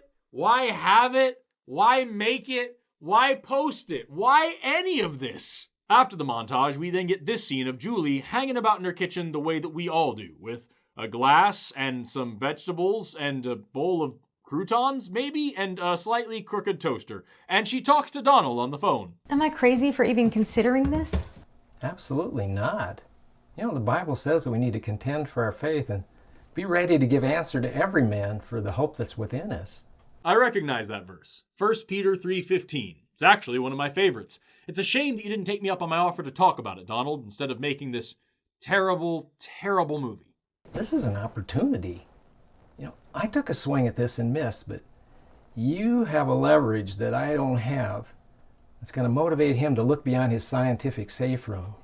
I need everybody to just take a second and appreciate what Donald James Parker just said. On the surface, his character just told his daughter to use her feminine charms to convert someone to her religion, which, gross. But beneath that, it's so much creepier. Remember, he wrote this movie about a real situation. By his own admission, this is his response to our debate. So what he actually just said is, if only he were a beautiful woman, he could have made me look beyond science and find Jesus. Oh, I'm getting sick to my stomach, Benji. Donald then tells Jeweli to take Trey to the gym so she can debate him while they exercise. I don't even have time for this. Honey, we never have time for anything. You have to make time for what's important. You still exercise every day? Yeah, just like you taught me. Kill two birds with one stone. Exercise, educate Trey at the same time. Jeweli then calls Trey to tell him to meet her at the gym tomorrow, and in response, Trey just straight up admits to stalking her. What gym and when do we start? Brick House Gym tomorrow. Oh yeah, I've heard of that place. By the way, I've got a little confession to make.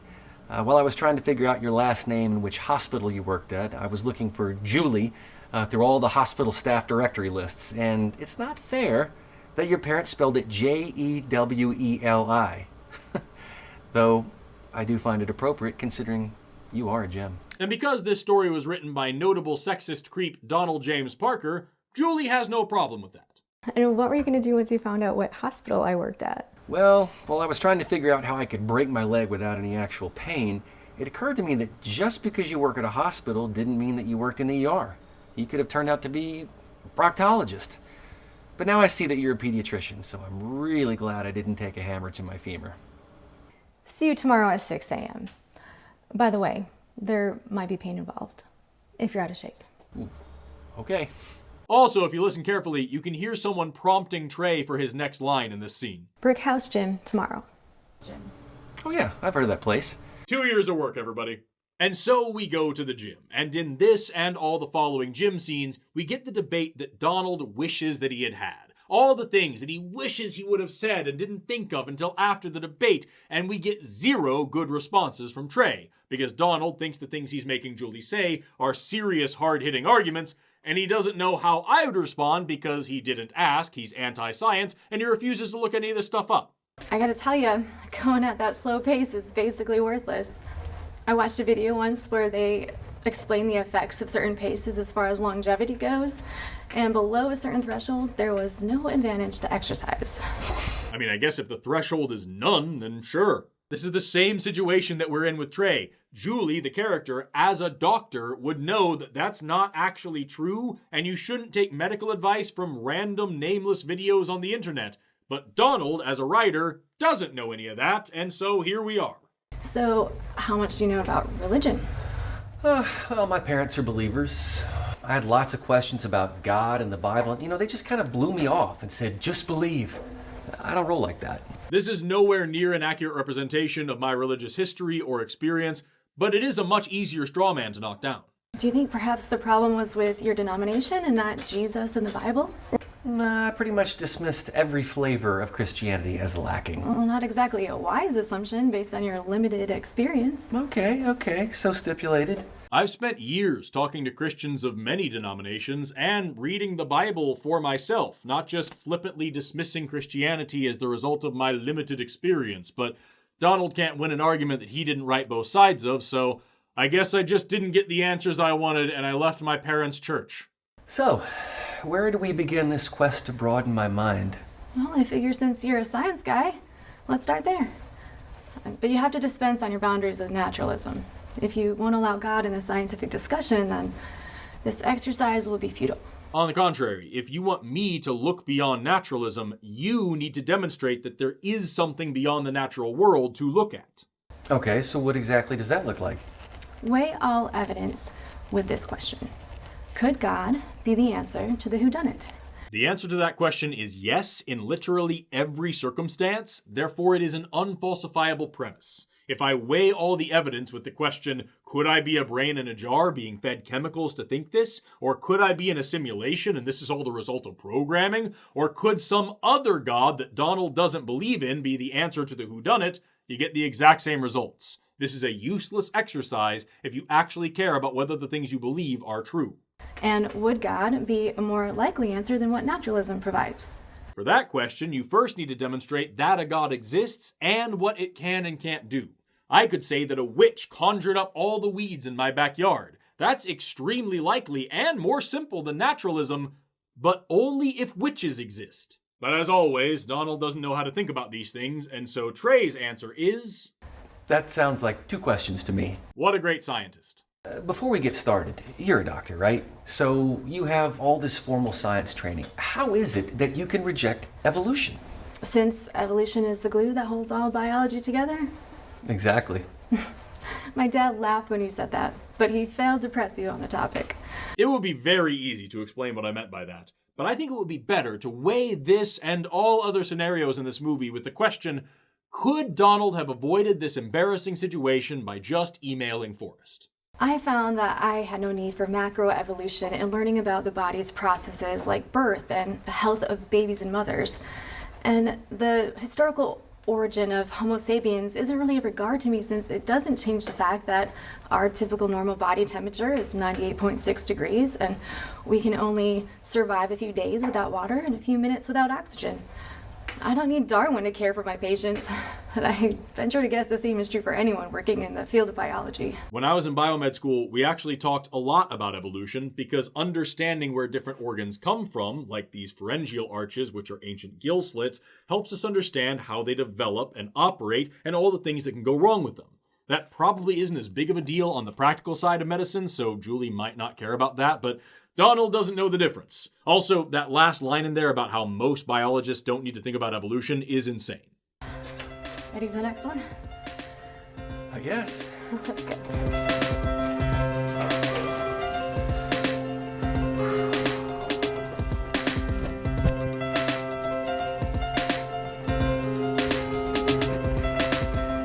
What is this music? How does one groove to this? So, you reject evolution because you don't find it useful? Is this the same Jim from Gramps Goes to College? I reject macroevolution because I find it unsatisfactory in explaining the diversity and complexity of life. I mean, the glue of biology is the spark of life, and you admit that scientists don't even know what life is. The spark of life is not the glue of biology. Not having a solid definition for something doesn't mean that we can't study it. And if this is your contention, you need to tell me what the spark of life is, and the answer can't just be God. Your theory depends on all these miraculous, remarkable changes to organisms over millions of years. Remarkable, yes. Miraculous, no. The explanation that God created things are the way they are just leaves no need for any other explanation.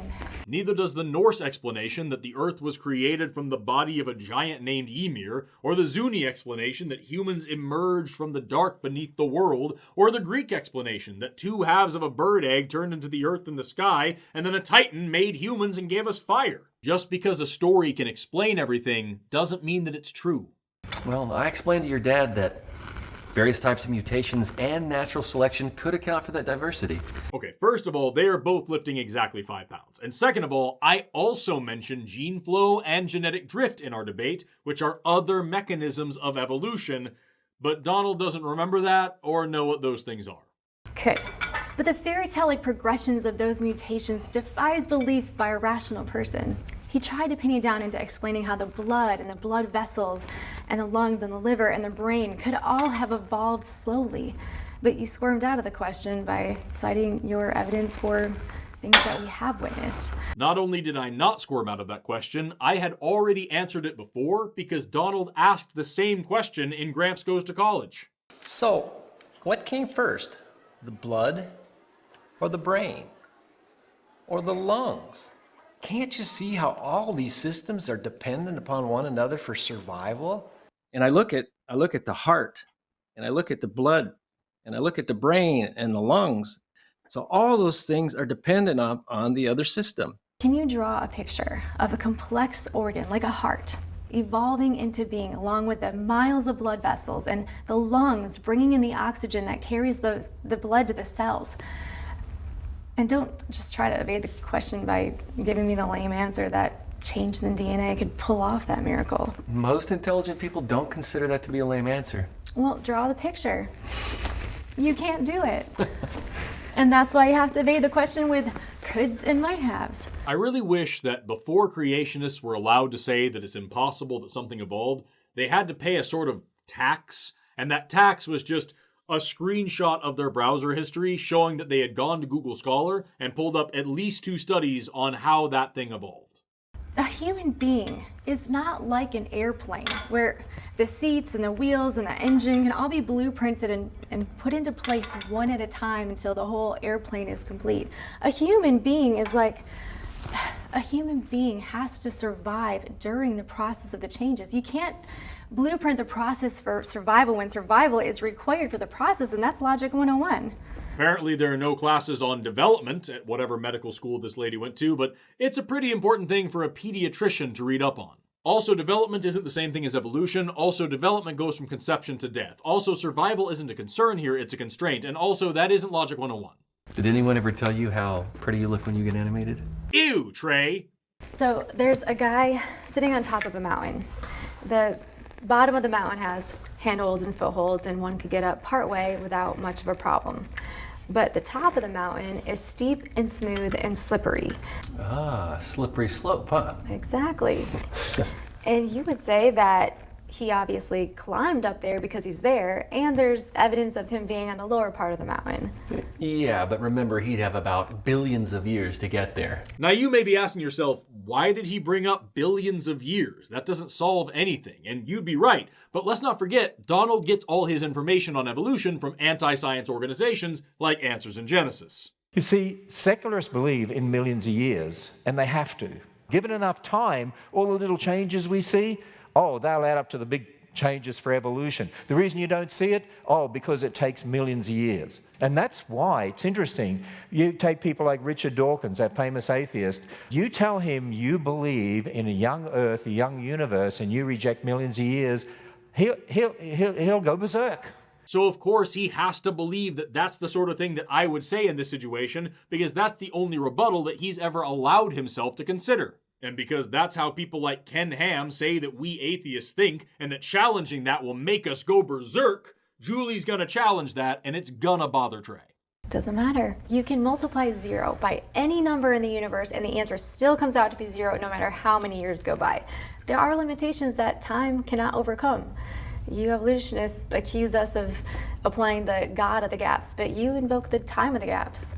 Whatever, Julie. Math and science are not the same. It's just so predictable and so lazy. Okay, with your slippery slope analogy, what's the answer? That God put him there? Well, if that's the only explanation for it, yeah.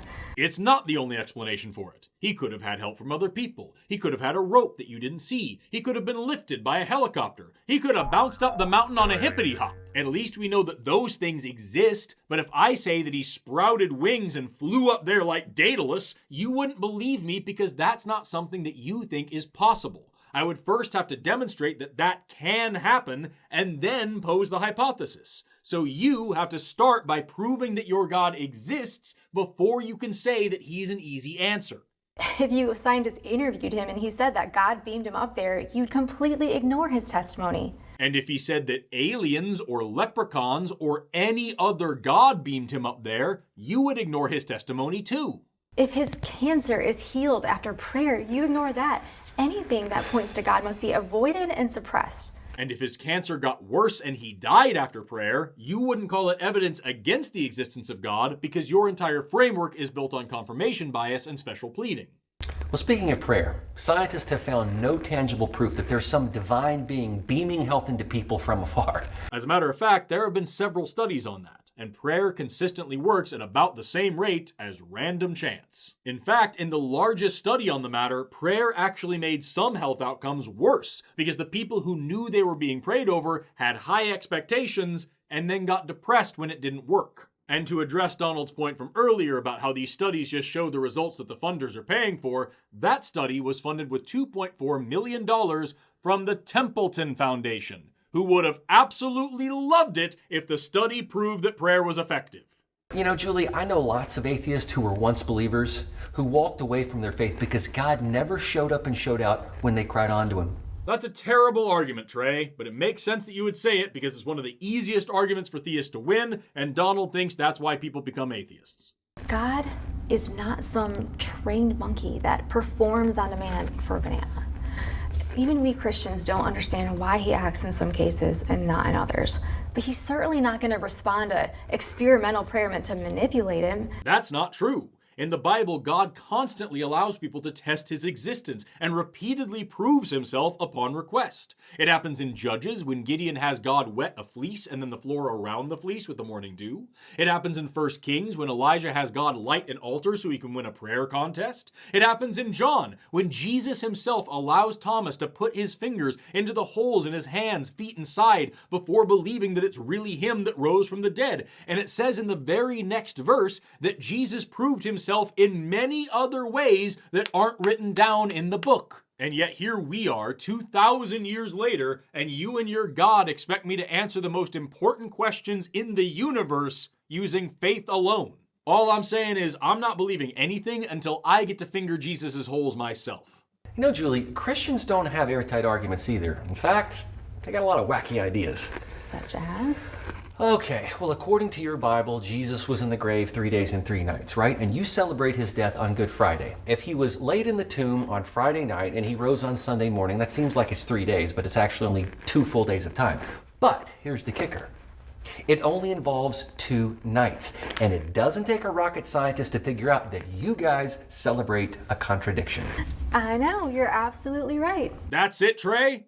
That's the heat you're bringing? The whole Bible at your disposal, and that's the story you choose as an example of Christians' wacky beliefs? This book is pro-slavery, pro-genocide, pro-incest, pro-rape. There are dragons and unicorns and a donkey that can speak Hebrew. There's a Superman who loses his strength when he gets a haircut. There's a regular man who lives for days inside of a prison fish. There's ghost sex and a ladder to heaven and a 7-headed dragon-riding space prostitute. And it all takes place on an Earth that's younger than Göbekli Tepe. You had so much to work with, and your ace in the hole is that 3 days and 2 nights isn't technically 3 full days? If Donald James Parker, and I know he's listening to this, very confused, and like, but like, hey, Donald, and I'll say this again in my own YouTube video about this, like, you could have emailed me, and I would have helped you write this better.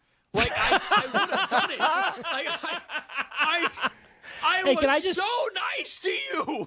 But that's man's mistake. I mean, the Bible doesn't say that it happened on a Friday, but rather the first day of Passover, and that feast changes days according to the Hebrew lunar calendar. Huh. Why wasn't I ever told this? Because Donald doesn't know that someone can read the Bible and still be an atheist, so he had to make Trey both ignorant and impressionable. But you know what? In reality, it doesn't change anything. You know, the dates don't prove that Jesus rose from the dead, that he was the Son of God, or that God even exists. You know, Christians have a lot of other warts as well. You know, we don't have a perfect religion. There is no perfect religion. But we do have a perfect Savior. Those are logically contradictory premises. You can't say you have an imperfect religion but a perfect Savior when the reason you believe your Savior is perfect is your religion. And that's Logic 101. Well, I can't disagree with you on the first part of your statement. But it is refreshing to meet somebody with the intellectual honesty to admit that. It'd be nice to find an evolutionist who would admit to the warts of Darwinism and neo-Darwinism. Maybe we can start with Donald presenting some warts, or at the very least showing that he knows the difference between Darwinism and neo-Darwinism. But of course, Trey is offended at the very suggestion that he should question the gospel of evolution, and so he storms off to go be stinky somewhere else. And you want that person to be me? Look, Julie, you can get me up at 6 a.m., sweat out a gallon of sweat every day, but don't overestimate your powers of persuasion. And your time is up for today. And then we find Trey back at his studio wearing that same stupid shirt when Benji walks in. I seriously don't understand what the big joke is here. I would never dress like that. So, how'd that workout session go? Frustrating. You know how I led her dad to follow my narrative? I led Donald to follow my narrative? I let him jump all over the place and ignore every answer I gave him. What are we talking about? Well, the daughter is having no part of that. She is a tough cookie. You know, every time I look at her, Benji, it's like she's so dang cute that my mind just turns to mush. Look, I told you to. Oh, wait, I forgot. I'm a loveless weirdo who doesn't know how to think, especially around women, but at least I'm not enough of a disgusting creep to think up this next line. I told you to be careful. Here's my plot. You pretend to convert, and then you better and wetter if you want. Donald James Parker, everybody. Benjamin, what kind of a slime ball do you think I am? Why don't you focus on the show? Okay. Get ready. I mean, at least he didn't make me go along with that. Thanks for making the creepy stalker loser version of me a human, Donald. And that's the whole scene. We had no reason to see any of that. He just really wanted to make sure that he got that line in there, I guess. And now we pan over to an AI-generated house where Trey's parents are passing the time talking about their massive disappointment of a son. I feel a burden for Trey today. Don't you always? Well, yes, but it seems different. We need to attack it in prayer right now. No, right now. Sandy, we've prayed for him for years, in vain. Well, I don't know about you, but I can and I will as long as I draw breath. As someone who's pretty familiar with my parents, I can tell you for certain that this is something they would have never done. And I can also tell you for certain that thinking about them like this makes me really uncomfortable. But so does the rest of this movie, so I guess that's just par for the course. Okay.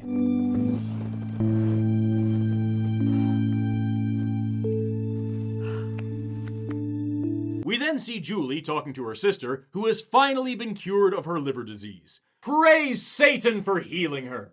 Unfortunately, she's about to suggest a terrible idea. I think that you need help. More than I can provide, you know? Wait, did you say that Trey's parents were Christian? What if you contacted them and prayed with them? You know, like a little synergy action going on there? How am I going to get their contact info? I can't just be like, hey, Trey, can I get your parents' phone number so we can tag team you on some spiritual warfare prayer? True. That would be a little creepy. That would be a little creepy. So instead, she's going to do something significantly creepier and just stalk Trey's parents online. So you said he's originally from Kansas? I did. All right. Let me see if I can track them down for you. I hate how every single character in this movie is so one-dimensional, and that one dimension is whatever a 70-something-year-old religious fanatic thinks is appropriate. Every person in this film is gross. We then cut back to the gym where Trey is unzipping his jacket directly over his mic. I'm back. And I'm surprised. So yesterday, you said that we had no proof that Jesus rose from the dead. I want to submit an intriguing piece of evidence that I believe does just that.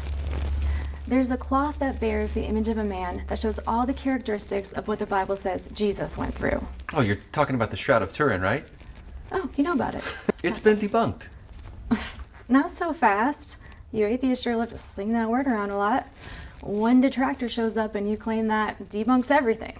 It's not just one detractor, it's been debunked a bunch of times. There's the carbon dating that this movie dismisses. They did carbon dating on the Shroud, and they found that the date was way too late to have anything to do with Jesus of the 1st century. Well, what if there was a patch made on the cloth because of the fire it went through, and the carbon dating test came from that section of cloth? Well, then they would get the date of the patch. Debunking your debunking. Except for the fact that you would be able to account for that when doing your dating, which debunks her debunking of the original debunking. But that's nowhere near the only issue. There's also the fact that if the cloth were draped over a person's body while they were lying down, it would have hung down over the sides of their body as well, which would produce a stretched out image on the cloth, sort of like when you project the image of a globe onto a flat map and it distorts the shapes of countries. But instead, we get a very superficial image that looks like a rigid, low-resolution relief, which is why other studies, like the famous one with the VP8 analyzer that converts the image density into three-dimensional images, always produce a very thin, rigid, low-resolution relief. But honestly, you don't even really need to do all that. You just have to ask how it is that we have an image where a man's hair is perfectly framing the sides of his face while he's lying down. Or you could always just read, I don't know, maybe the Bible. John chapters 19 and 20 say that Jesus was wrapped in strips of linen with a separate covering just for his head, as was the custom of the Jews at that time, not a singular 14-foot rectangular burial shroud. Hey Donald, if this story is so incredibly important, why do I know it better than you? Trey and Jeweli argue about the shroud for a little while longer, and the arguments just keep getting worse. But the kicker, the thing that should intrigue a scientist like yourself, is that the image itself cannot be explained. It's like a negative that was burned onto a shroud and only goes one fiber deep. We don't have technology that can do that today, and there certainly isn't evidence of there being technology back then. The shroud has been replicated multiple times using historical methods. We've had that technology for hundreds of years. We also get this part where Trey is just a complete jerk to Jeweli for no reason. How do you know so much about this? My dad was working with one of the members that examined the shroud in order to write a movie script. Another one of your dad's lame movies? Did I say something wrong? You know, I love my father. I'd appreciate it if you put a lid on any rude comments you want to make about him.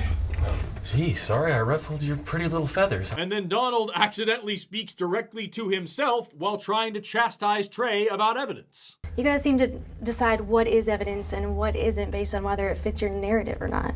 Hardly scientific, or something a truth seeker would do. You have to examine and say, well, what is the outcome of the truth? I like to examine all the evidence for myself and not rely on the opinions of others. You know, Julie, there's a lot of information, disinformation, and misinformation out there. And with AI's potential to doctor and create media, it's becoming a real challenge to figure out what is true. Yeah, I can certainly see a great potential for the misuse of that technology. I can certainly see a great potential for the misuse of that technology. I can certainly see a great potential for the misuse of that technology. I can certainly see a great potential for the misuse of that technology. Trey and Jeweli talk for a little while longer about Donald's movies, and at one point, Jeweli tries to guilt Trey about making fun of her dad, and Trey just drops a slur like it's a thing to do. You know, you should actually be grateful to me because my mocking actually drives traffic to his movies. Yeah, and your people show up like chuckleheads at P.T. Barnum's freak show at the circus. The geeks and the bearded ladies and the midgets and the giants. There's nothing funny about that, so I'm not going to make a joke here. I will, however, leave a link in the description to a page from the Little People of America who have information and resources to help you be a better person than Donald James Parker. Donald then continues to use his script to whine about people making fun of him. Would you like your groupies showing up to laugh at your parents? If my parents did silly things, people would be welcome to make fun of them. People are welcome to make fun of me. I make fun of me. Maybe if you would like to be praised more than made fun of, you should be more serious about your work. We also get some lore on Julie's sister that no one asked for. I gotta be me, Julie. What else can I be but me? My sister went down that path too. She went off to college, a good little Christian angel, and quickly got corrupted in more ways than one. What are we talking about? What are we talking about? And Jeweli continues to guilt Trey for disappointing his parents. You still have at least some love for your parents? Truthfully, I don't know what love is. Just for the record, I do know what love is, Donald. What a crappy thing for you to add to an already crappy movie. You can understand why I get so agitated when you make fun of my dad. Yeah, and I'm sorry. I won't do that again. I'm absolutely going to do that again. I'm doing that right now. But will you take down the videos where you do that? Nah, bro. Trey and Jeweli then squeak their way out of the gym and reconvene at the custard cabin, where I swear to Glob, Jeweli hits Trey with the look at the trees argument. Now, I find it hard to believe that you can look around at all of the wonderful things that God created for us and not see his handiwork. For example? Well, how about the rebirth of spring?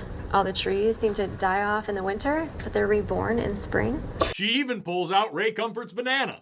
Look at all the fruit-bearing plants and trees and the healthy and delicious aspects of them, and even the convenience. Like, look at the banana and how easy it is to peel. And Trey doesn't question that because Donald doesn't question that.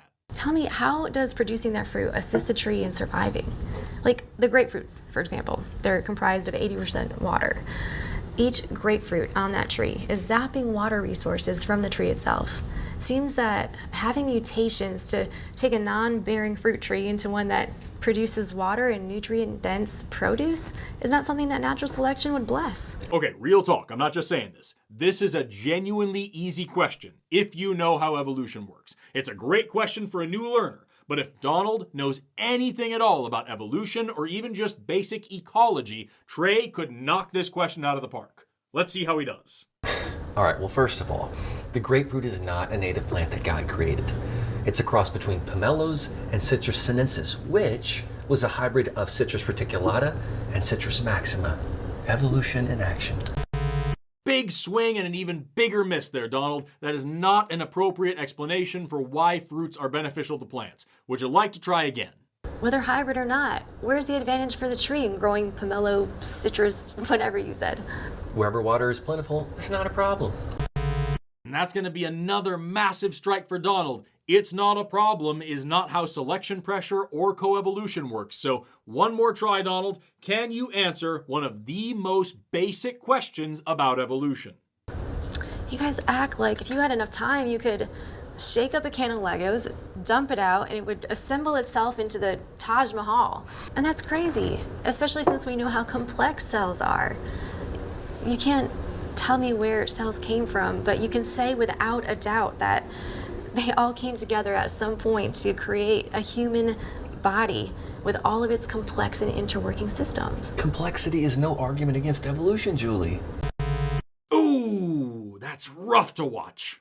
In case you were curious, fruits are how angiosperm plants reproduce. They aren't benefiting the plant itself, they're helping to produce the plant's offspring. Angiosperms are flowering plants, so when the flowers are pollinated, it leads to a sperm cell fertilizing an egg cell, which produces an embryo, which is contained within a seed. Those seeds are then tucked up into fruits, which are packed with nutrients so that they'll be eaten by animals, which then carry the seeds away inside their guts and then poop them out, sowing the seeds of the next generation with fertilizer included. This situation of multiple species evolving together as the result of their interactions is called coevolution. And by the way, in the case of fruits, the two big concepts you need to keep in mind here are the mutualistic relationship between the plants and the pollinators and the seed dispersers. Everybody benefits in this situation. And what's called an evolutionary trade-off. The fruits cost resources, yes, but the benefit of the seeds being planted far away so that the parent doesn't have to compete with its own offspring outweighs that cost. There's a lot more that I could say about this. It's a very, very cool topic, but I think the biggest lesson here is don't confuse your ignorance of science with an argument against science, and then make a movie about that twice. Complexity is no argument against evolution, Jeweli. Are you kidding me? It sure is. I mean, the more complex the organism, the more difficult the task, exponentially more difficult even. That would be true if complex structures were being whipped up ex nihilo, but they're not. Your pet equation seems to be anything plus time equals everything. Instead of invoking Father God, you invoke Father Time. And we've been over this before. Time of the gaps, as you called it. No, it's not just time. I'm actually proposing specific mechanisms that we can test in a lab. By the way, when was the last time you produced experimental evidence for creation? Oh my gosh, I have to go. Here, take a look at that when you have a chance.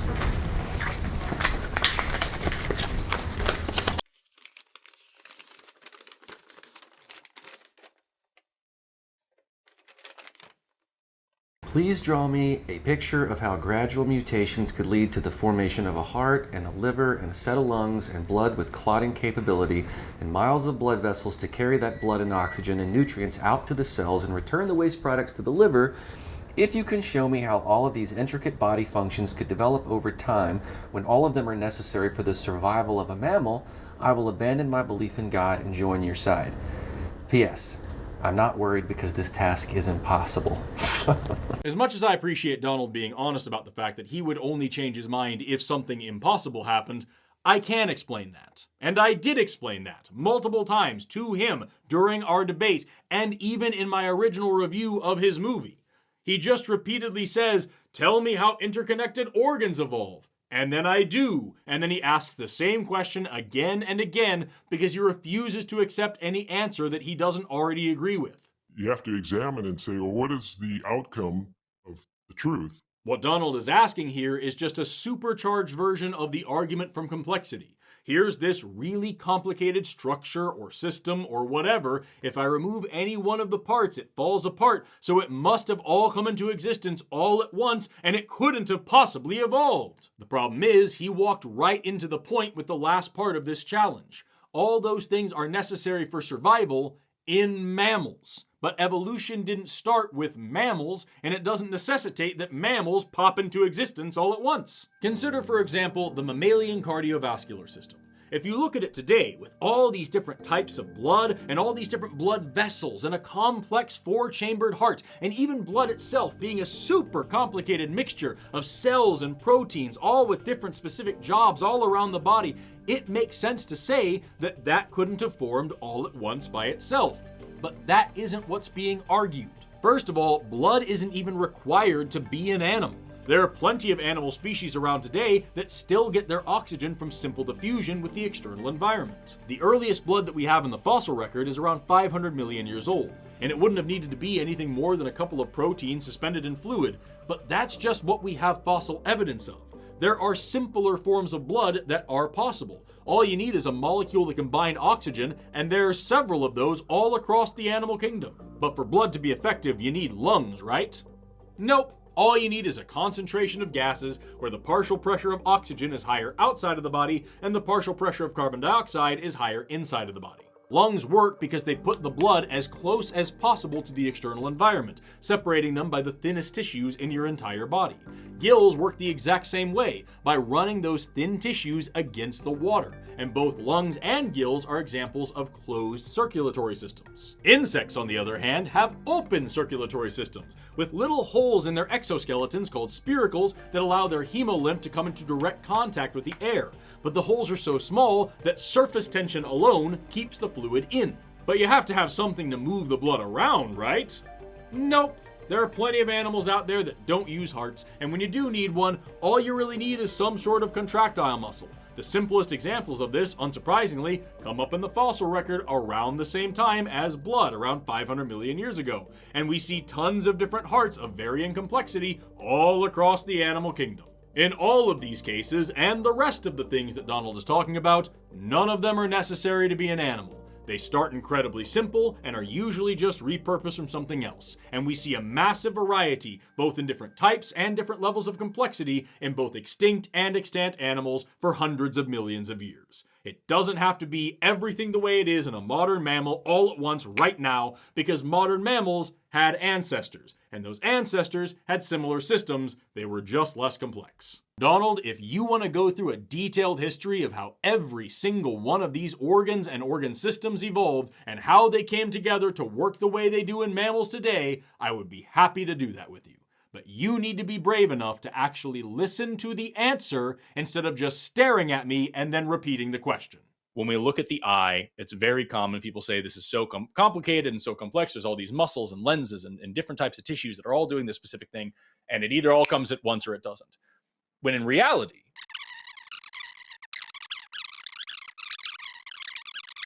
did anything that I just say there sound unreasonable?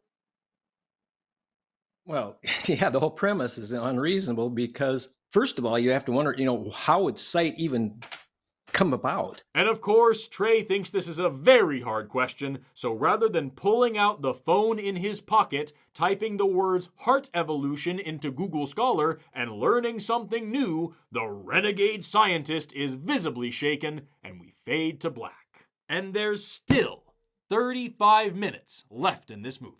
The third and thankfully final act of the film starts with Marge, whose jaundice has unfortunately returned, stalking Trey's parents online. Bingo. His father's name is Stephen Crawford. We're sorry, the number you have dialed is not in service. Oh, you've got to be kidding me. Marge keeps searching until she's eventually interrupted by a phone call from Jeweli. What's up? So did you thread that needle yet? Not quite. The phone number that was listed is no longer active. So now I'm going through Facebook and trying to find a Stephen Crawford, and there is a lot of them. Why couldn't his name have been something like Clem Cadiddlehopper? My dad actually did have a pretty unique name by American standards, primarily because he wasn't American, but I suspect Donald had an even tougher time getting a hold of him than Marge is now, unless he held a seance, I suppose. And I say that because, while I obviously have no proof, there is not a shred of doubt in my mind that this creepy old man who has been dreaming about me for the past 2 years absolutely tried to track down my actual family. I think that the way he writes his characters is a reflection of what he actually thinks is appropriate in real life, and I think he Googled my name a lot until he hit enough dead ends that he finally just decided to name the character something generic. Anyway, this scene is completely pointless. It's just Marge swearing to Jeweli that she will find Trey's parents, and then we fade into the next scene and she immediately does. Eureka! We could have just started there. None of that conversation was necessary. Also, who since Archimedes says Eureka? But no phone number. Okay, plan B. What? Well, look, we just got a message from a non-friend in our Facebook account. She asks if we have a son named Trey. Should I answer her? No! Your son is a professional YouTuber. For all you know, this is a stalker. And also, this is a stalker. This is how you get yourself and your son killed. Ignore that message and go back to staring at your phones weirdly. Sounds like a scam to me. Thank you, movie dad. There are a zillion con men and women out there, you know. Con men and women. Very progressive. Try con people next time. Go woke or go broke, am I right? Well, I know, and I'm always very leery of strangers. Please be more leery, ma'am. Do not give out your personal family information to strangers on Facebook. Why don't you ask them why they want to know? Better idea. Why don't you block the stranger asking intrusive questions about your children, especially considering the fact that they make atheist content for a living, and there's probably a lot of people out there that don't like them and want to hurt them. Do you have any idea how many death threats I get? Okay. No! She said she and her sister are wanting to pray with us over Trey, that he returns to the Lord. Do you think people don't pray for me, Donald? I don't want them to. I ask them not to, but I guarantee it does happen. What I'm saying is just don't pray for Trey, all right? Hashtag don't pray for Trey, everybody. He doesn't need it. He doesn't want... Holy crap. Do you think he named the character Trey because my name is Forrest and Trey sounds like tree? Wow. That sounds like a divine appointment. No, it sounds like a stalker who's even more fanatical than you two. It's a good thing you got back to them. Make it happen. This is how people die, Stephen. And so, Trey's parents get right to work ignoring all the online safety tips that my generation learned in elementary school. Off topic, but does anybody remember back in Gramps Goes to College how Donald had the only black person in the entire movie take part in a dubious plot to sabotage the main character? Well, anyway, we then cut back to the studio where the only black person in the entire movie is taking part in a dubious plot to sabotage the main character. What's up with Trey and the Jesus freak babe? I have no idea. He stopped confiding in me after I suggested he use some less than noble tactics on her. You come up with a good plan, I will be more than happy to put it into play. I am not squeamish at all about being less than noble. Oh, good. Let me wrap my brain cells around this and come up with a solution. The two of them then go away to be evil, and we smash back to the parents sitting on the couch.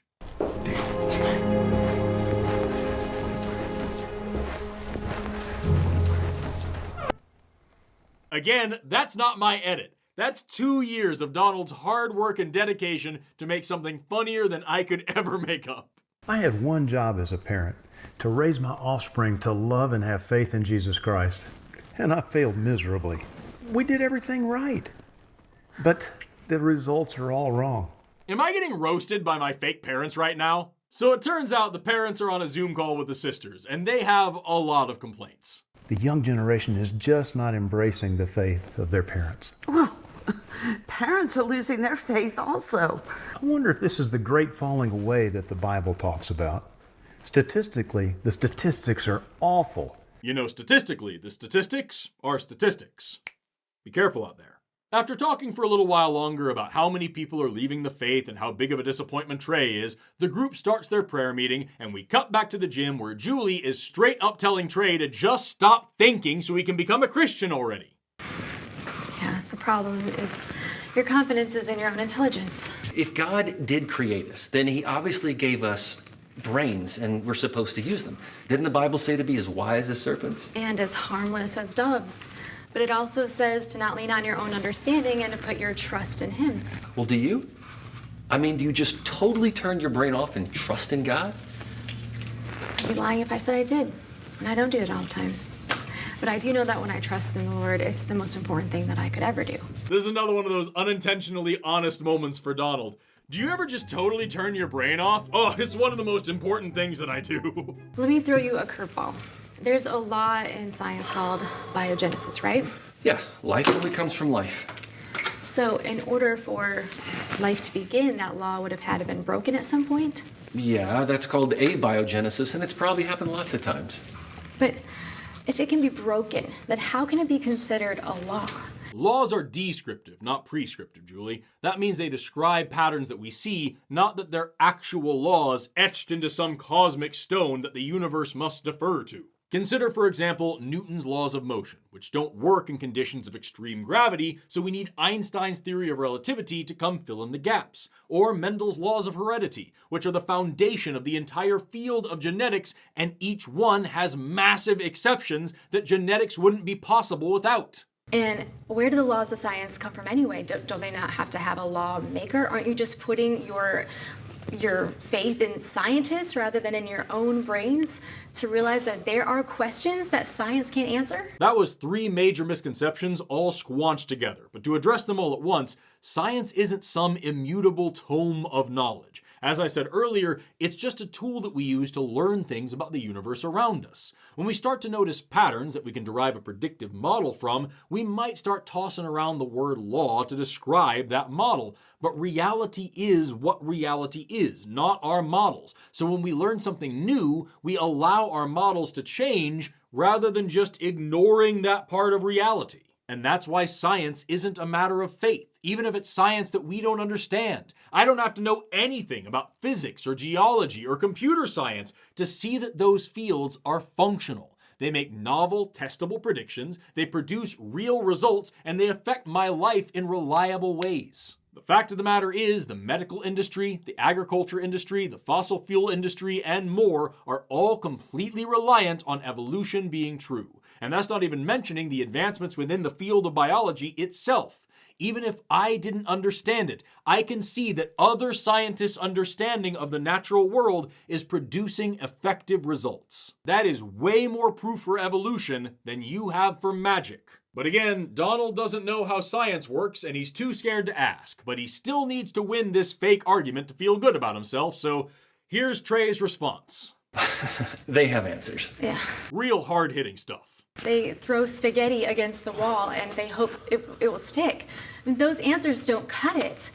What I keep hearing for arguments for evolution is, this is how it could have happened. Just wishful speculations. Then why do so many people not only embrace evolution, but swear by it? Because despite what Jeweli says, we have way more than just wishful speculations backing us up. We have real data and real evidence producing real predictions and real results. You want the truth? I'm not sure you could handle the truth. I can handle anything you throw my way. So many people have fallen into the subtle trap that the devil has set for them, and they don't have the brains to realize they've been hacked. Oh, come on, Jeweli. Don't tell me you're going to pin the rap on the pointy-headed guy with the red suit and the pitchfork. So Jeweli is now suggesting that people believe in evolution because the devil has tricked them into doing so. And again, because Donald is physically incapable of entertaining new ideas and can't fathom how I might break that concept down, this is how Trey responds. Prove to me the devil exists. You got photographs, eyewitnesses? You wouldn't accept eyewitnesses. You don't even consider that evidence unless it's favorable to your position. I only believe what I can see. Can you see the wind? Okay, I see what you're doing here. Let me amend my statement. I only believe what my 5 senses can detect. So, okay, I can't see the wind, but I can detect the effects of the wind, the blowing of the leaves, and the flowers waving. That's literally another logical fallacy that we are trained to recognize in science. The belief that our 5 senses are all we need to get perfectly accurate information about the world around us is called naive realism or naive empiricism. And while I can't speak for Donald, I learned about it as a college freshman because learning how to recognize illogical thinking early is really important to becoming a good scientist later. Otherwise, you might make silly arguments like this. If you see branches moving, you say the wind did it. But if you see a rogue man whose life is a mess, who's put his faith in an invisible God, you discount that as evidence. You see, you believe in the wind, but you do not believe in a redeemed man. False analogy and equivocation fallacies. Where does love and emotions come from? Why do we appreciate beauty? Argument from ignorance fallacy. If we're just a bunch of chemical reactions, how is a human capable of sacrificial love? Argument from incredulity fallacy and implied false dilemma fallacy. Love evolved to enable the humans to propagate and to ensure survival. Scientific inaccuracy. Love is better explained by inclusive fitness than direct fitness. Yeah, give me a break. Lust does that. Love goes way beyond hormonal expression. Non sequitur, emotional reasoning, and argument from ignorance again. You guys talk up both sides of your mouth and manage to say nothing at all. And that one wasn't even a logical fallacy. That's just projection. You know what? This isn't working. I'm never going to reach you with my intellect and rational arguments. How do you know? Have you tried using them yet? I found a quote that I think has to do with this situation from Leo Tolstoy. Most men can seldom accept even the simplest and most obvious truth if it obliges them to admit the falsity of conclusions which they have delighted in explaining to colleagues, which they have proudly taught to others, and which they have woven thread by thread into the fabric of their lives. How about the simple and obvious truth that you have a completely different set of criteria for judging the evidence for God than you do for the evidence for evolution? And another from Winston Churchill. Men occasionally stumble over the truth, but most of them pick themselves up and hurry off as if nothing had happened. Oh, you mean like when you had a biologist answer your questions about evolution to your face and you hurried off to ask the same questions again in a bad movie? You know, it seems like we're in a Mexican standoff here, so unless you want to accompany me to a place where the Holy Spirit is manifesting, I think we're done here. What, does he not make house calls? Trey, I don't need to be right. I just need you to know that you are loved. Yeah, forgive me for not being swayed by the love of somebody who threatens to burn me forever in a lake of fire if I don't love him back. Jeweli then gives up on Trey and tells him that they won't be working out together anymore, and from there we cut back to the studio where Trey is behaving super normally. Hey, good morning, boss man.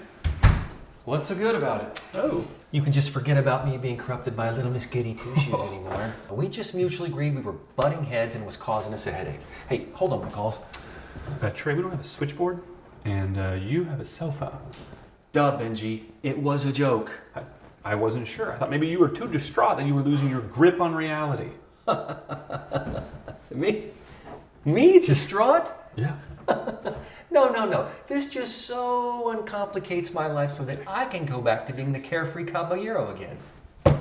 They just keep getting so close to talking like humans, and then they blow it at the last second every time. Wow, that's an interesting development. I never even got a chance to put my fiendish plan into action. Which, what was your plot? Confidential. I may have to use it on you one day. He didn't even write anything evil for her to do. He just had to make sure that you knew that the black lady is evil. We then cut back to Jeweli, who's lying in bed and talking on the phone in the exact same clothes and in the exact same position that she was for the music video, but this time she's talking to Trey's mom. I'm sorry, Sandy. I couldn't continue the way it was going, and I'm just not that strong. Oh, Jeweli, no, don't worry about it. You gave it your best shot, and for that, we're really appreciative. Of all the baseless insults this movie has thrown at me and my family, this has to be the most egregious. I don't even think my mother owned an ascot. How dare he portray her this way? Jeweli and Ascot Mom talk about Jesus for a little while longer, and then we go back to the gym where Trey and Jeweli are acting like they're in middle school and trying not to let the other one catch them staring at each other while going way out of their way to be near each other on purpose. You guys know that there are probably other gyms around the city, right? Trey didn't even want to be there in the first place. Why is he there now? And why did he leave his sleeves at home? We then go back to the studio where Trey invites Tracy out for coffee, and then we go to the coffee shop where this conversation happens. You ever been in love before? Whoa, I did not see that coming. I thought we were here to discuss your secret issues and not pour out mine. Just humor me here. I'm trying to get a grasp on what love is. I already mentioned this before, but it's worth reiterating. I'm married, and I was married when Donald met me. I was in love once before, and then he broke my heart. And I decided then that I did not want to take the risk of that ever happening again. As you can expect, Tracy's story is that she once loved, but she was hurt, and so she swore off love forever. Because Donald thinks that people become atheists when they're hurt and blame it on God, so of course we're going to treat love the same way. And as you can also expect, Trey has the weirdest worldview you've ever freaking heard of. Exactly. I mean, I'm trying to figure out how these crazy emotions fit into the evolutionary pattern. And it seems to me that they're a handicap. Look at Mr. Spock on Star Trek. His lack of emotions spared him from all the other drama that the other crew experienced. As he would say, emotions are illogical. Because Donald doesn't know how to entertain new ideas or how to understand the limitations of a popular sci-fi character. So, why did we not evolve out of emotions if we had them before? Or not evolve them in the first place? Wow. Let me guess. She posed the question about where did love come from? She slipped right through your defense of your scientific terms when it comes to that, right? Exactly. Donald, you could have asked me this, and I would have happily shown you how it doesn't slip through my defenses at all. Love has adaptive functions, and you can explore it scientifically. But you are more comfortable remaining ignorant and pretending like you can win an argument than learning anything new that might challenge your faith. And that's what irks me so much about this whole thing, dude. If you had just made fun of me, fair play. I made fun of you, and unlike you, I don't take myself too seriously. But I at least had the spine to make fun of you for who you really are and what you really say.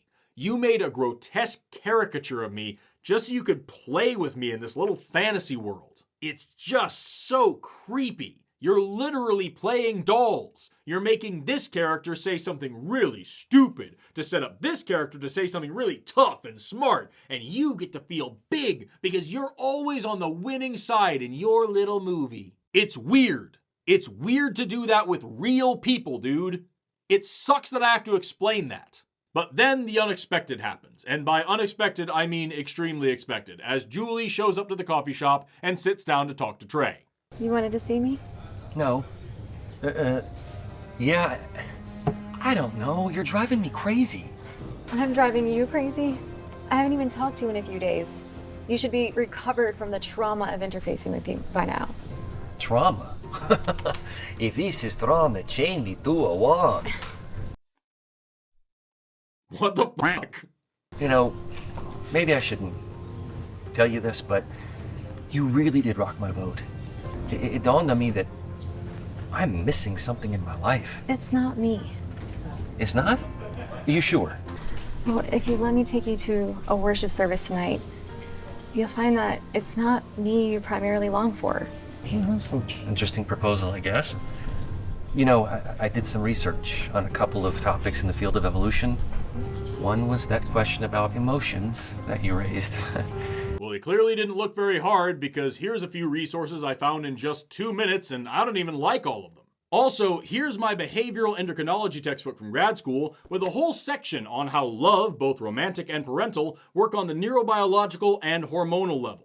Here's the section on the adaptive benefits of affiliative behaviors. Here's more on the evolution of attachment in general. Here's more on the hormones involved in social bonding. Here's more on the neural circuitry of love. Here's experimental evidence in rats, and here's experimental evidence in finches. Again, Donald, all this information is available to you as soon as you care more about learning than winning fake debates that you write both sides of.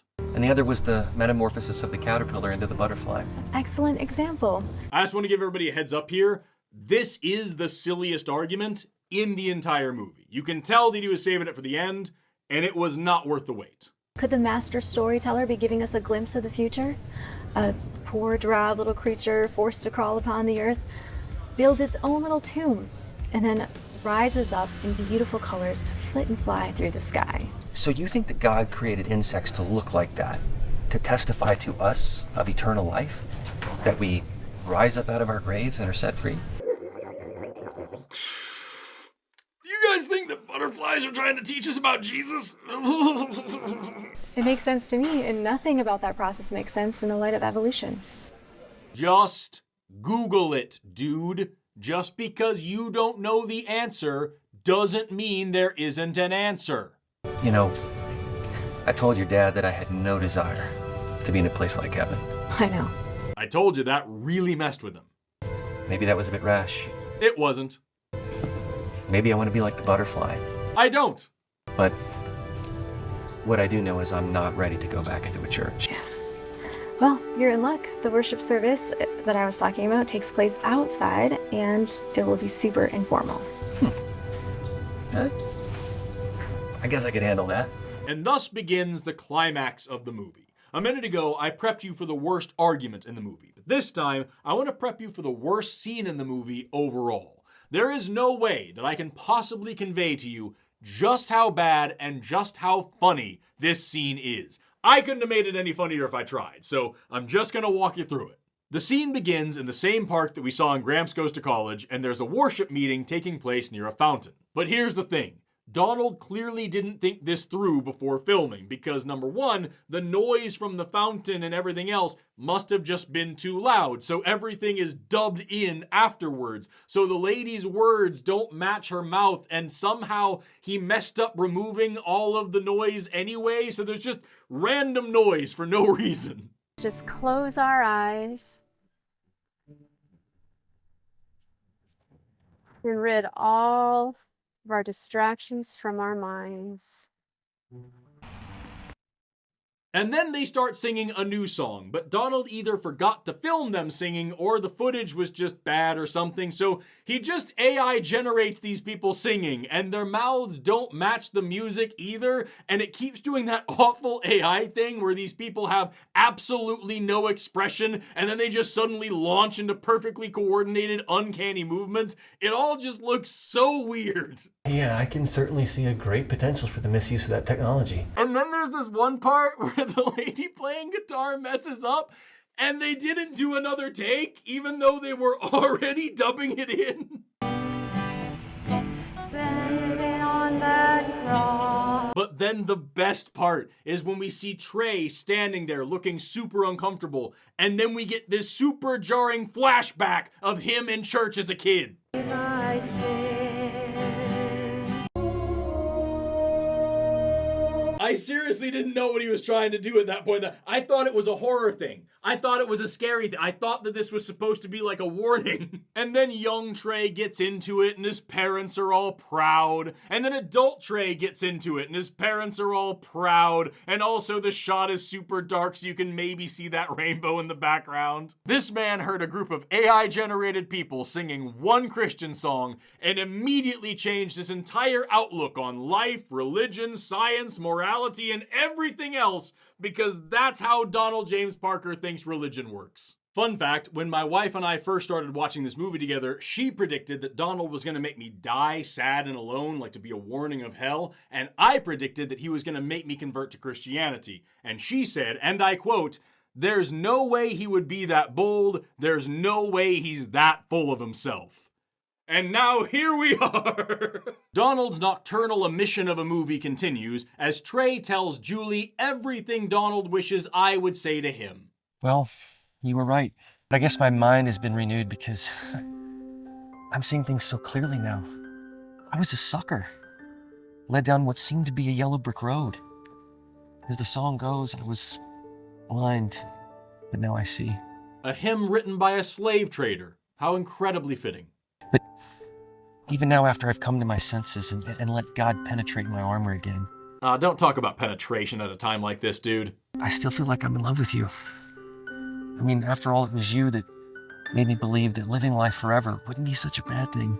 He is seriously hung up on the fact that I don't want to go to heaven. Bottom line, I'd like permission to date you. Oh, wait, you don't date. Permission to court you.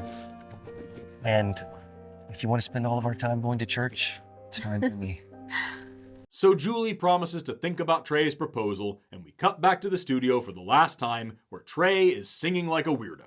Jeweli, give me your answer due. I'm half crazy, all for the love of you. That's not how songs work, Donald. The word crazy is supposed to rhyme with Daisy. If you change the name Daisy, you gotta tweak the rest of the verse. I feel truly that I'm in love with you. How hard is that? Then Benji teleports and Trey says, "Eh." Well, someone's awfully chipper this morning. Let me guess, date went well? It wasn't a date.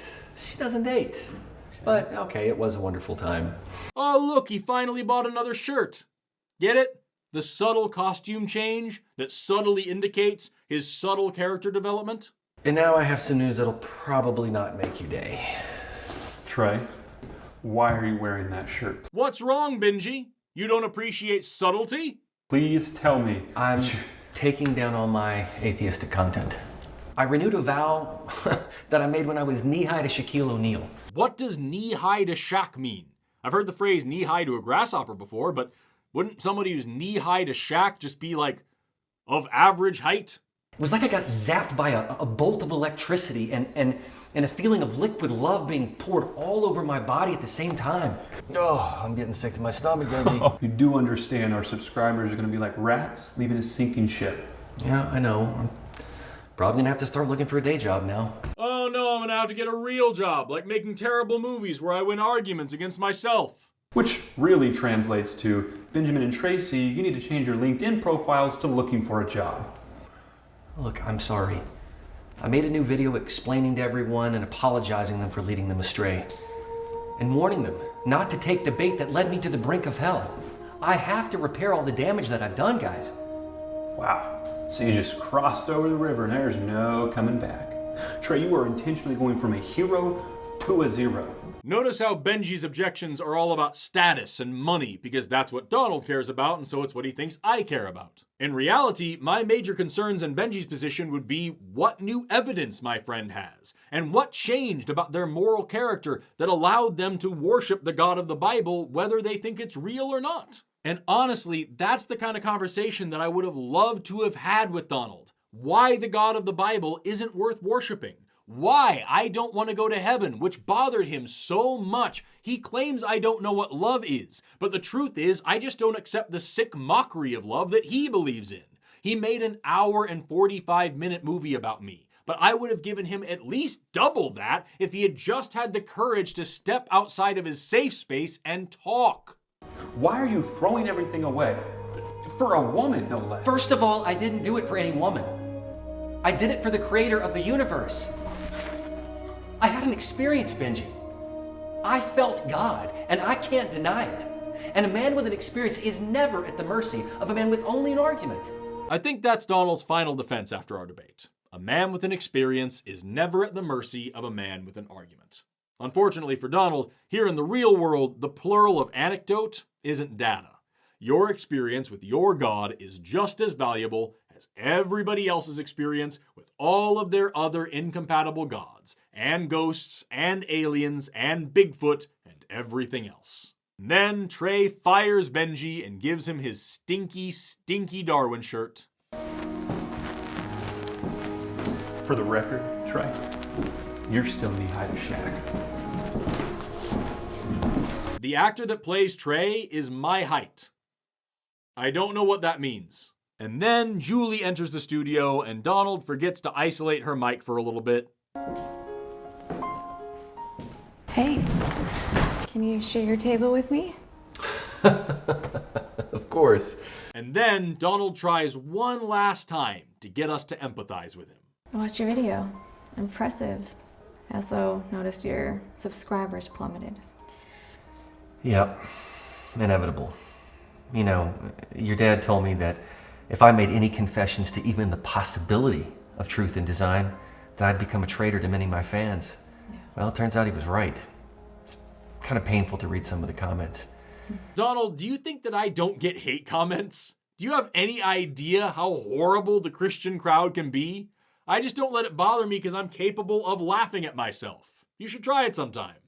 And I let my landlord know that I'll be vacating the studio at the end of the month. My income's going to be dropping exponentially. You won't be able to gain new subscribers and viewers? Highly unlikely. And here we are again at the end of the movie with the assertion that I would be broke if I turned religious. It's been a consistent argument this whole time, and it's never been true once. Speaking of my dad, I talked to him after I watched the video. And he thinks you could make some really great science content for homeschoolers and help him with his movie scripts. Donald, did you make this whole movie just to offer me a job? No! And I don't know how much money is in that, but the opportunity is there. Wow. I'm speechless. He's literally so full of himself that he wrote my character as not only being stunned by his brilliant arguments, but his grace and generosity as well. What? I was just wondering how soon you'd be ready to take me to church. Really? Well, today's Wednesday. Does your church have Wednesday evening services? We do. Are you available tonight? I am. Pick me up at 6:30? I don't know, Jeweli. Let me ask my wife. And then the movie ends as the triumphant hero returns. Donald James Parker, A man who stays in shape simply by carrying around the weight of his own ego. A man who has spent the last 2 years fantasizing about an atheist YouTuber becoming his son-in-law. And with that, the movie fades into the credits, which consist of the worst possible still frames of the characters with flat white text over them. I cannot stress enough, this is actually how the movie ends and how the credits look. I did not edit this in any way. He chose those images of his actors. He chose that image of himself. And then we get this god-awful image of random AI-generated biology things, including this lizard, which is 2 lizards. And then the last thing in the movie is the title screen again, with Trey in the corner, and then the title gets changed out to Beauty and the Believer. And it cuts in the middle of the bell sound effect, which, as promised, actually explains the buzzer and the bell at the beginning, because if you put the very beginning and the very end of this movie on top of each other, the sound effects line up perfectly.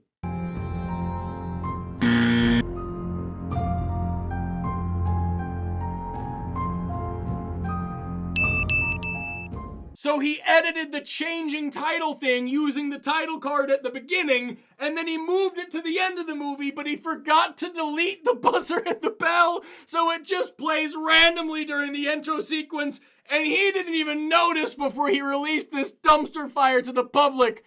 Oh, my glob. This whole thing is so much worse than I thought, and so much worse than his other movie, and also so much worse than anything else I ever could have imagined. This movie is free on YouTube. I'll link it down below. I watched it over a month ago before Knowles or God Awful Movies or anybody else posted anything about it, and even then, there were a few comments from people who didn't really appreciate the film the way that Donald wanted them to. My personal favorite was this comment, which just reads, "This has me so hard," to which the channel replied, "We appreciate you watching." And I feel like that's a good place to leave it. This movie is objectively funny, but I think it's important to remember that it's also legitimately creepy.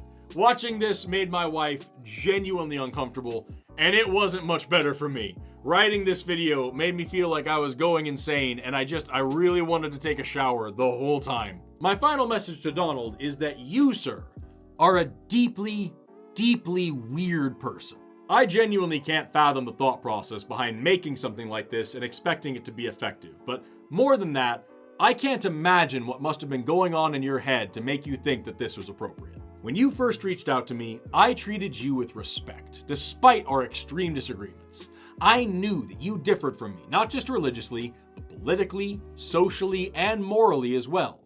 But despite all that, I gave you my time, I gave you my platform, I let you say your piece, I kept my edits minimal and was careful not to distort your message, and I repeatedly offered to continue our conversation either publicly or privately. If you wanted to talk to me about evolution or religion or morality or love or anything else, all you ever had to do was ask. Maybe you could have even learned something about my point of view instead of just being offended by it. But instead, you wasted 2 whole years reimagining me as a creepy, loveless, narcissistic, emotionally vapid, scientifically incompetent stalker who's so stupid that you could beat him in a debate that only happened in your head. You were so afraid of experiencing new ideas and so shaken up by a conversation about a topic that you chose that you felt the need to rewrite reality into a fantasy where the most unbelievable thing was that you knew what you were talking about. It's just sad, dude. And to be perfectly honest, I'm not even offended. I'm confused, I'm annoyed, I'm more than a little creeped out, but more than anything, I'm just disappointed that you clearly care so much more about winning an argument than actually learning something new and maybe growing as a person, that you'll dream up this obsessive fantasy world where somebody that you barely know dates your daughter and joins your book club. But I should say, credit where it's due, my fans know that if I was ever gonna have a movie made about me, I would want it to be the silliest, stupidest, goofiest, weirdest, wildest, cringiest, creepiest, craziest, most over-the-top awkward thing that's ever been produced. And this fits that bill perfectly. This is the funniest thing that's ever happened to me. This is such a massive gold star on my resume as a YouTuber, I can barely even fathom it. That's a positive there. More than anything, Donald, I just hope that you know that your work here has driven me, and I'm willing to bet a large portion of my audience, farther away from your religion. This was so far beyond inappropriate, it's genuinely difficult to put it into words. And if I was even remotely interested in your God, I would reject him after seeing the bizarre, petty, and dishonest way you chose to represent both him and your opponents. So in summary, as an atheist content creator who works to teach people about evolution and help them break free from religion, thanks for your help, Donald! You weird little man. It feels weird to end this one, but I think it's about time that we do. So with that, I'm Forrest Valkai. Thank you so much for watching, liking, commenting, subscribing, making creepy movies about me, and all the other stuff that you do here on YouTube.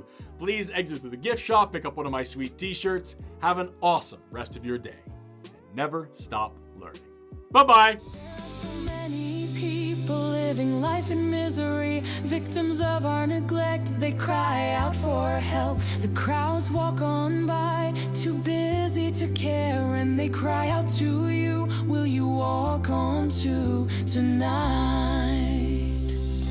Reach out to them, reach out to them, reach out to them, reach out to them, reach out to them.